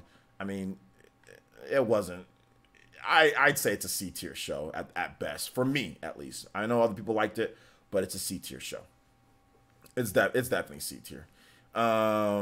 With C tier you can still enjoy, but it wasn't like every episode was a banger. When I talk about S tier, I mean like most of the episodes are bangers. Like most of the episodes are like, oh, yo, that was a good episode. Like almost every single one, you know? But that was not, because remember, this isn't an anime. This isn't like, it's like connecting the story. So you have like dry periods within. This is like, oh, they can just make every show as good as possible if they want to, because you don't have to connect some type of story together with normal shows like that. So Cat Dog had a lot of shows that were just not very good. Like a lot of the episodes that were okay, and then there was episodes that were good, and then there's episodes that were just really bad, you know, in my opinion at least. What about the Beaver show? Angry Beavers? Angry Beavers I think is a solid B tier show. There was some funny parts, but it was, I think the problem with Angry Beavers is that its hook, like with the whole Barry White, like, you know, how they were all addicted to that, and like the music, like jazz, it didn't have a great hook to it. Yeah, Dag was an idiot. The other guy was not as dumb. He was smarter. So they went with the classic idiot, not idiot. I get it, and I liked it. I watched the show, but I think it's a solid B tier show, maybe a C plus. But I don't think it was like an A tier or a S tier. But it was good. It wasn't bad. It wasn't bad. Futurama's definitely an S tier. Futurama's funny. It's good enough to be an S or A tier for me. Futurama. Fairly Odd Parents, definitely an A tier, S tier show. I'd probably say A tier for Fairly Odd Parents, because the reason why, Fairly Odd Parents is very dumb. Like the dumb level on Fairly Odd Parents is super high. Like really high. Timmy Turner's an idiot. But I guess he's slightly smarter than Cosmos, or Wanda's the smart one there. But it's a good show. It's a very good show. But I wouldn't put it in S tier. I'd give it maybe an A tier. It's a good show though. Danny Phantom, Kim Possible. Nah, I'm not down with those shows. Definitely not. I've watched them, but nah, I wouldn't even rate them. They're not on my list. They're not on my list. SpongeBob is an S tier show, especially the first couple seasons. Yeah, absolutely, SpongeBob is S tier. But it's like SpongeBob is in the Hall of Fame. It's a Hall of Fame show because of how long it's been going. So it's a Hall of Fame. Back in the Barnyard. What the hell is that? The hell is Back in the Barnyard? Press F to pay respect to Fry's dog, yo. Cosmo was funny. Cosmo was funny. It's just I'm just saying the idiot level on that show was really high, like super high. But so is Ren and Stimpy, you know. So is Ren and Stimpy. I think it just depends, man. It just depends. No, Angry Beavers is good. B is good. B isn't a bad tier for the show. It's not like if your show's like a bad. If your show is a B tier, that doesn't mean it's bad. It's good. That means it's really good. Like, you know, it's just not an S tier, in my opinion. Just not an S tier. Bucky O'Hare for my older dudes. Yeah, I watched Bucky O'Hare, some older episodes. I'm not with it, but hey, man, it's all good. It's all good. Back in the Barnyard was a show with the farmer animals and have a leader cows named Otis. I don't know what the hell that is, dude.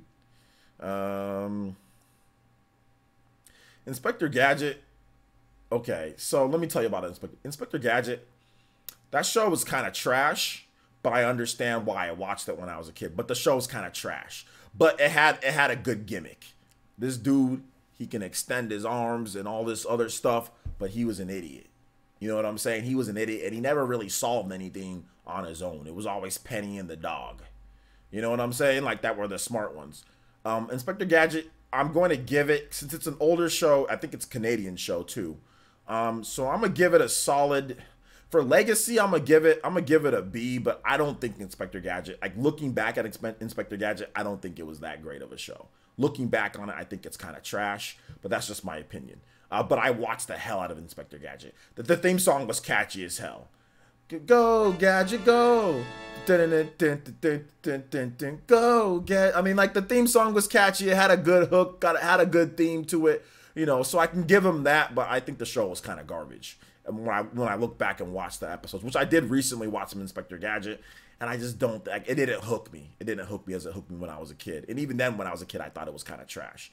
Shout outs to Kudo Tengetsu91 with the donation, with the $2, and says Wild Thornberries, GT5 Dark Line OST. Shout outs. Wild Thornberries is trash. You missed my rant on it. I hate that show. Nigel has nose is too big, and the way that it's drawn is trash. But shout outs. Thank you for the $2 donation, though. I appreciate that. GT5 Dark Line. Dark Line OST. All right. You want the jazz or? Let me see. I think it's this one. Let's see here. That live action Mario was a trip and a half. That show was trash. I watched it back when I was a kid and I was confused. Super Mario Cartoon was good. I like Super Mario Cartoon. I'm not gonna rate it though, just because I'm not going to. Yeah, like I said, Inspector Gadget had a really good hook. It had the Dr. Claw, I'll get you, Gadget, petting the cat. I mean, it had good hooks and good themes, but I think the show was kind of trash. They did a reboot of it on Netflix, and you kind of see how the show was like, because they took the original theme of Inspector Gadget and how he acts and stuff, and they remade it into a new show, and that new show is kind of trash. So that's kind of how I'm looking at it, like, yo, this show was kind of bad. Because, like, they redid Inspector Gadget. Any of you guys watch Inspector Gadget on Netflix and see what you think about it. It's the same type of themes and everything. They made Penny more, like, Penny's she's like a martial artist now, you know? So she does more, Penny does more than before, because she's, like, older and she does, like, martial arts, so, but, like, it just, there's something wrong with that show. I don't know, I can't put my finger on it, but there was just something wrong with the original Inspector Gadget and the new Inspector Gadget. I mean, I don't know. I can't say it. Maybe somebody in the chat knows what I'm talking about. Powerpuff Girls, very good show. I give Powerpuff Girls a solid A tier for Powerpuff Girls. Cow and Chicken, Ed, Ed, and Eddie, both of them solid B tiers. Those are both solid B tier shows. Ed, Ed, and Eddie, solid. I'd probably give Ed, Ed, and Eddie probably higher than a B tier. I'd probably give it an A tier or maybe even S tier because it's a legacy show because it lasted for like 14 years or something like that. So Ed, Edd, and Eddy's probably a little bit better than that. And I don't remember really watching any bad episodes of Ed, Edd, and Eddy. And there's also adult jokes in Ed, Edd, and Eddy. There's some really funny stuff with Kleenexes in his brother's room and stuff like that. So there's some funny stuff with Ed, Edd, and Eddy. So it's probably a little bit higher in terms of my own opinion. I'd give it a B tier, but I wouldn't be upset with somebody giving it higher than a B tier show. Cow and Chicken is really good. I'll just give it a B tier though. The song, the beginning was though like cow, like do a little cow and chicken thing, dancing. That was good. Like it's funny because sometimes I make when I make fun of people on here, like I'll do like the little the cow and chicken dance too. Some of you guys, none of you guys ever catch that though. Whenever I do that, you guys don't. Nobody says cow and chicken in the chat whenever I do that little dance. Let's see here. Camp Liezo. Samurai Jack. I know people like Samurai Jack, but I'm just not a fan. This wasn't a big fan. Always a big fan of classic. Okay, Tom and Jerry. Those are legacy shows. Those are super like old school legacy. We're not talking about those. We're not. Those are all S tier. Old school Bugs Bunny, Daffy Duck, all that. Those are all S tier. You have to because those are the beginnings of animation of kids. Those are what bred all of these shows, all of these animations that we're talking about. We wouldn't get all that if it wasn't for Bugs Bunny, Tom and Jerry, and all that. So it's like Bill Russell. You know what I'm saying? Like old school, like for basketball fans, or it's like, you know, it's like I don't know, like Joe Namath or something like that for football fans or whatever. Like it's legacy. You can't really compare to today. Just know that without them, we wouldn't be where we're at here. You know what I'm saying? That's all you got to know. Yeah, they're super legends, so you can't really rate them. They're all S tier. All those old shows are S tier, because without them, we wouldn't have gotten anything. Let's see here. Yeah, I watched loads of Inspector Gadget, but it got very samey. The structure was always the same. Yeah, it did. It got very samey, and it was just like I said, it was saved by the hook.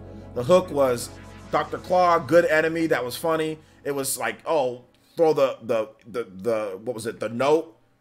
This note will self-destruct in whatever minutes. Oh, blows up the chief or whatever. That was funny. You know, it would reach him. It doesn't matter what he did. He would get blown the hell up by that note. Like, he can take every precaution for that note not to blow his ass up, and it would still blow him up. So I mean, it's stuff like that like the gimmicks with that show that would make that show like worth watching, because like he would get blown up every time, dude. Like, he would do everything to avoid that note, and he would still get blown up, which was funny. So yeah. Ultra Instinct, Shaggy's, and Scooby-Doo. What? Disney's Gargoyles was triple S tier. Trying too hard to be like Batman. I mean, I'm not going to give it an S tier. It's a good show. I watched it, but I'm not giving Gargoyles an S tier. I'm going to give it a solid B tier for effort, for trying to be a serious kid show. Yeah, I'm going to give it a solid B tier, but I can understand why people really liked it as a kid. You're probably a little bit younger than me. Darkwing Duck, solid A tier show. Good show. A lot of those Disney shows like Chip and Dale and all that, I'm giving all of them B or A tier. All of those shows were B or A tier. I don't think they were as good as like Dexter's Lab. Dexter's Lab, S tier. Dexter's Lab, Rugrats, those Johnny Bravo, all S tier shows. All S tier. Toon Disney with those clutch cartoons. Street Sharks. We talked about Street Sharks earlier. The problem with Street Sharks is that it lived and died in a minute. That's the problem with Street Sharks. Because it was a ripoff of Teenage Mutant Ninja Turtles. Like, that's what they were going for. And it never... I mean, to be S tier or to be up there, you have to have some form of legacy. If Fresh Prince only had one season, obviously Fresh Prince wouldn't be what it was because Fresh Prince evolved. And that's what separates the good shows from the okay shows and all that. Usually you can have a great episode or two, but can you do it for 5, 6, 7 seasons? Rugrats, Johnny Bravo, Dexter's Lab, the sitcoms that we talked about, like all the sitcoms that like Fresh Prince and stuff like that, all those did it for multiple years, evolving. They were in high school or they were in middle school, then they went to high school, then they went to college, and the shows were good no matter what era they were in. That's what separates the shows. Do they introduce new things, you know, that makes them better and better? Dexter's Lab, what was cool about Dexter's Lab, what makes it S tier, is that when you can make a show and it's not always about Dexter. Dexter's Lab, it evolved it to where they had like the monkey. Remember the monkey that hanged out with the chick? You know? Remember the monkey? Remember that? Remember that thing? Or they would also do like when they do stuff like Mandark, when you have somebody like Mandark that comes into the like like when you have stuff like that, when you have episodes where Dexter fights Mandark in like a parody of like Gundam or whatever that, or like Transformers, like these are the things that like really take the show to the next level in my opinion. You've got an idiot, right? Dee Dee's the idiot. But then you also need Dee Dee. Dee Dee like helped out so many different times. You know what I'm saying? Like, that's what transforms shows to me, when they can truly evolve and do different things, you know, or have if they hit their target audience with things that were relevant to that age, right? Hey Arnold, perfect show. Hey Arnold taught you to be a decent human being. Like, it literally taught you to not be a jerk. That's what Hey Arnold did. Like, you saw what they did. You saw how they felt. It brought real emotions of a 9, 10, 11, 12-year-old, if you're in that age range, into it. So it literally taught you to not be a jerk and to treat people how you'd want to be treated, and really good life lessons, along with being very funny as well. Dating, getting into women, whatever the case was, or boys for the girls. Like, I mean, they profiled like certain things, like how Phoebe and Gerald would have these little cute flirting sessions between them, how Helga treated Arnold. Like, there was all sorts of things at that age you start dealing with, and Hey Arnold helped you with that. And it was also funny. So that's why Hey Arnold is S tier. If you were in that target range, it was perfect. It treated it taught you how to be a decent human being. You know, and that's what I love about Hey Arnold. It was really good. Let's see here. Fillmore. People talk about Fillmore. Damn, Dee Dee. Did I like The Secret World of Alex Mack? Yes, I actually did really like The Secret World of Alex Mack. Hey Arnold and mine was Doc's favorite. We both bought the DVDs. Yeah. The Secret World of Alex Mack is really cool because she had, it was a live action show where she had superpowers. She could turn into like this goop or like this silver thing, and she used it to kind of get out of tricky situations from this evil corporation. She was like going home, and like there was an accident from this like toxic corporation, and she got this radioactive waste on her, and now she can do she had like electricity. She can like shoot electricity. She can like turn into goop. It was good. Her best friend was this brother. She was cute. The girl that played Alex, she was cute. And yeah, it was a good show. She got into all sorts of mischief trying to get away from this corporation that wanted to find her. So yeah, I liked it. It was good. I watched the hell out of that show. Kablam was very good. I give Kablam a solid A tier. Kablam's very good. Kablam was very good. Didn't they cancel Alex Mack early? They did. Alex Mack isn't, well, I think it had 4 seasons. So it's not quite S tier just because there wasn't enough seasons, but it's a very good I think it's very good. And yeah, the later seasons did get kind of trash. That's why I'm not going to give it. But the concept was very good. I thought the concept was good. Teenage girl or preteen teenage girl gets hit by radioactive waste, has secret powers.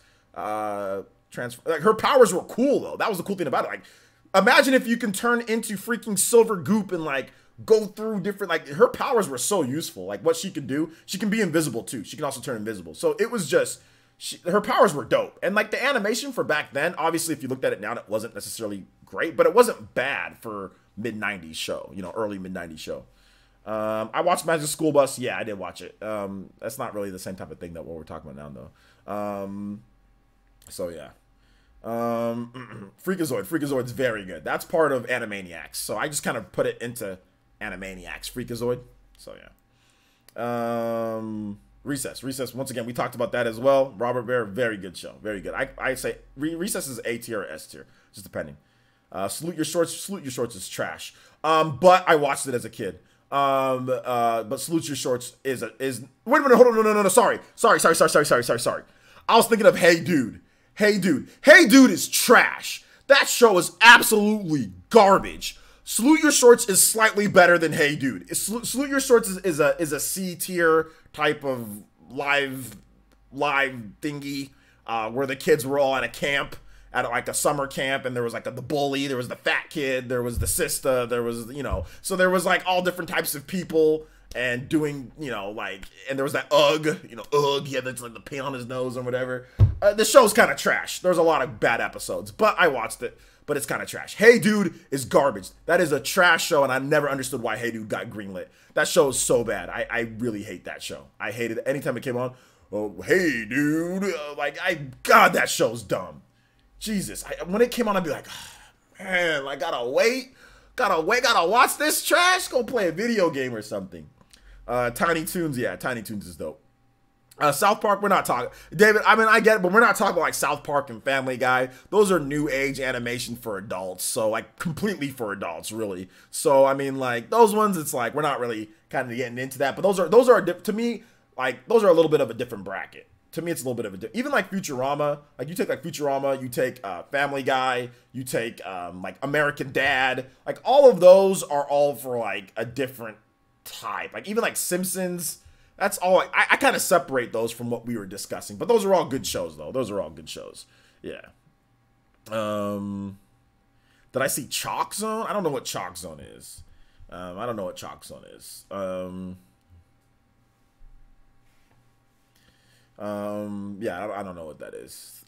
King of the Hill. Yeah, King of the Hill. That's in that bracket. But I will say, just my own personal opinion. King of the Hill is an S tier show. That show's funny as heck, man. That show's funny as heck. It's not necessarily for, I mean, it's for adults, but kids can watch it because it's not too bad on like certain themes. It definitely has some themes in there that are not for kids, but it's not too bad when it comes to things. It's reserved. But the thing about it, it's funny because it's reserved on purpose because they're in Texas, and you know, at the time, and even still to this day, Texas is a very reserved type of area. So when it comes to certain things, very traditional American, you know, type of area. So Texas, it's funny because of how that show, like how it mimics Texans, you know. So it's a good show though. I would say that it's definitely a S tier show for me. But yeah.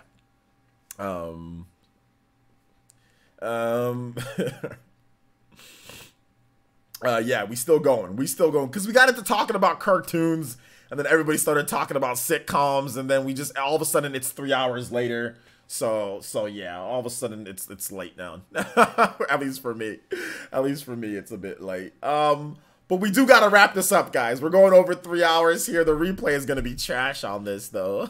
You guys are not gonna want to watch the replay of some of this. You said Tiny Toons Adventures is probably your favorite of all time. I really do love Tiny Toons Adventures. It's really good. Dang it, Bobby. When you're having a good time. Yeah, time flies when you're having a good time. You guys are amazing. Only I can sit here and talk to you guys about stuff for freaking 3 hours, dude. That's nuts. It is fun talking about cartoons. It is super fun. Maybe I should separate it into its own thing. I don't know.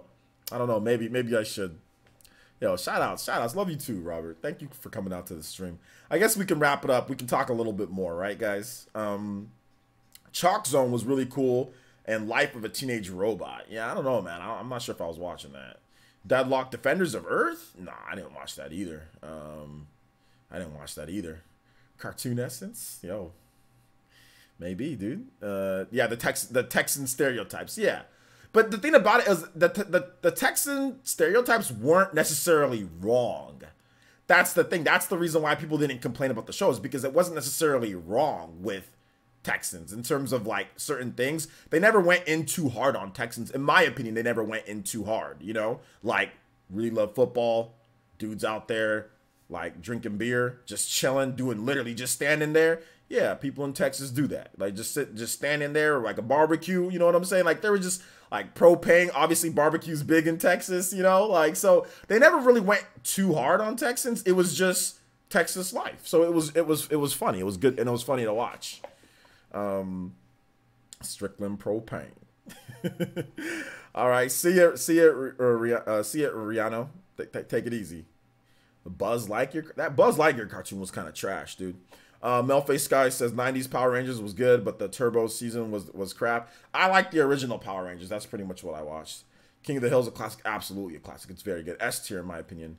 Pinky in the Brain. Yeah, Pinky in the Brain's really good. Pinky in the Brain's really good. That's part of Animaniacs. So yeah, all that Animaniacs S tier in my opinion. All very good. Reboot scared me, but I was really impressed with it back then. I was impressed with it, but I think Reboot's a trash show. I think it's trash. And the reason why I think it's trash is that it's just not. It's like too isolated. The show's isolated. It's weird as hell. You can't understand half the stuff that's going on. And then like Enzo grew up and like all of a sudden he has like an eye patch and he's all hardcore. Like, yo, this show, I'm like, this is trash, dude. Like I don't like Reboot at all. Bob flying, like riding on like a motorized thingy, like flying scooter thing. That show's trash, dude. I don't like it. Shout outs to TKR Vids with the $10 donation. It says this nostalgia trip was great, OJ. Thank you so much. I appreciate that with a $10 donation via super chat. I'm glad that you feel talking about this is worth enough to donate that much, man. I appreciate that. Thank you for the $10 donation, the gold donation in the super chat. I sell propane and propane accessories. When Xenoblade Chronicles 3 comes exclusively to the Switch Pro, what will the story or plot be about? New Allrest, a new alternate universe with more Aegis blades. I don't know. I don't know if it's gonna be. I don't think it's gonna be exclusive.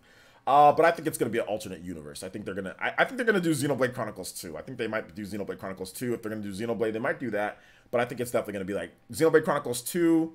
Or sorry, not Xenoblade Chronicles X2. Sorry, Xenoblade Chronicles X2, or they're gonna just make a completely different alternate universe that ties Xenoblade Chronicles X into this Xenoblade Chronicles 3. So yeah, that's what I think. Let's see here. Place. I lost connection. Can you answer my previous question? Where can you repeat your question? Because I don't see it. I don't see it at all. Let me look. Did you tag me? Okay.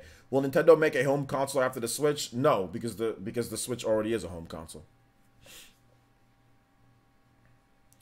The original X-Men cartoon was great. X-Men Evolution wasn't so great though. Yeah, I like the original X-Men cartoon. You know what game is dope though? The freaking X-Men game on the Sega Genesis. Who played that? The original X-Men game on the Sega Genesis, where you can use Nightcrawler and Gambit and stuff. Yo, that game is freaking dope. Hard as hell, but dope. X-Men arcade game, dope as hell. The Hands of Third says, peace out, OJ. Enjoy the talk with the chat. Yo, shout outs to the Hands of Third. Thanks for coming out to the stream. Appreciate you being here. I want X2 after that cliffhanger. Yeah, that's what I think.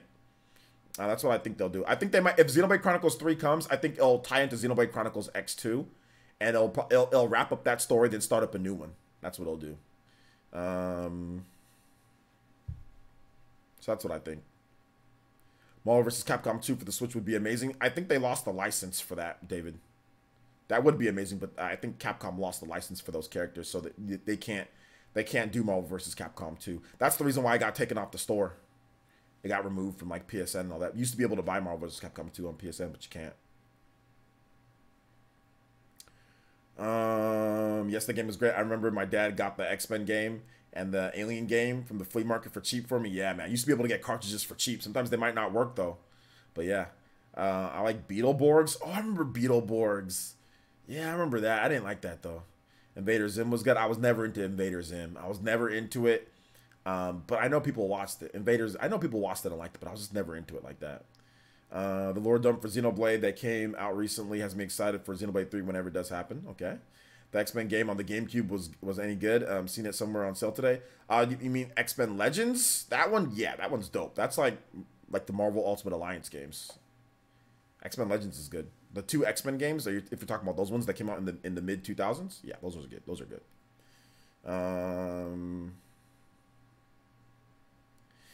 Big bad Beetleborgs.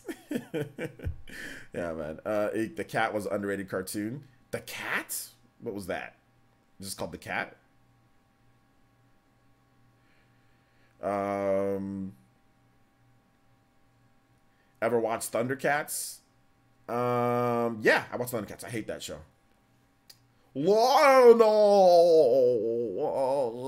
stupid old talking garbage. That show was trash, dude. I hated it. Whenever that show came on, I'm like, why are they really tried to push us on Thundercats, like try to make this show like it was like the greatest. I hate Thundercats. Felix the Cat? Never been Felix the Cat. I used to watch the comics. I used to not watch. I used to read the comics though, I think.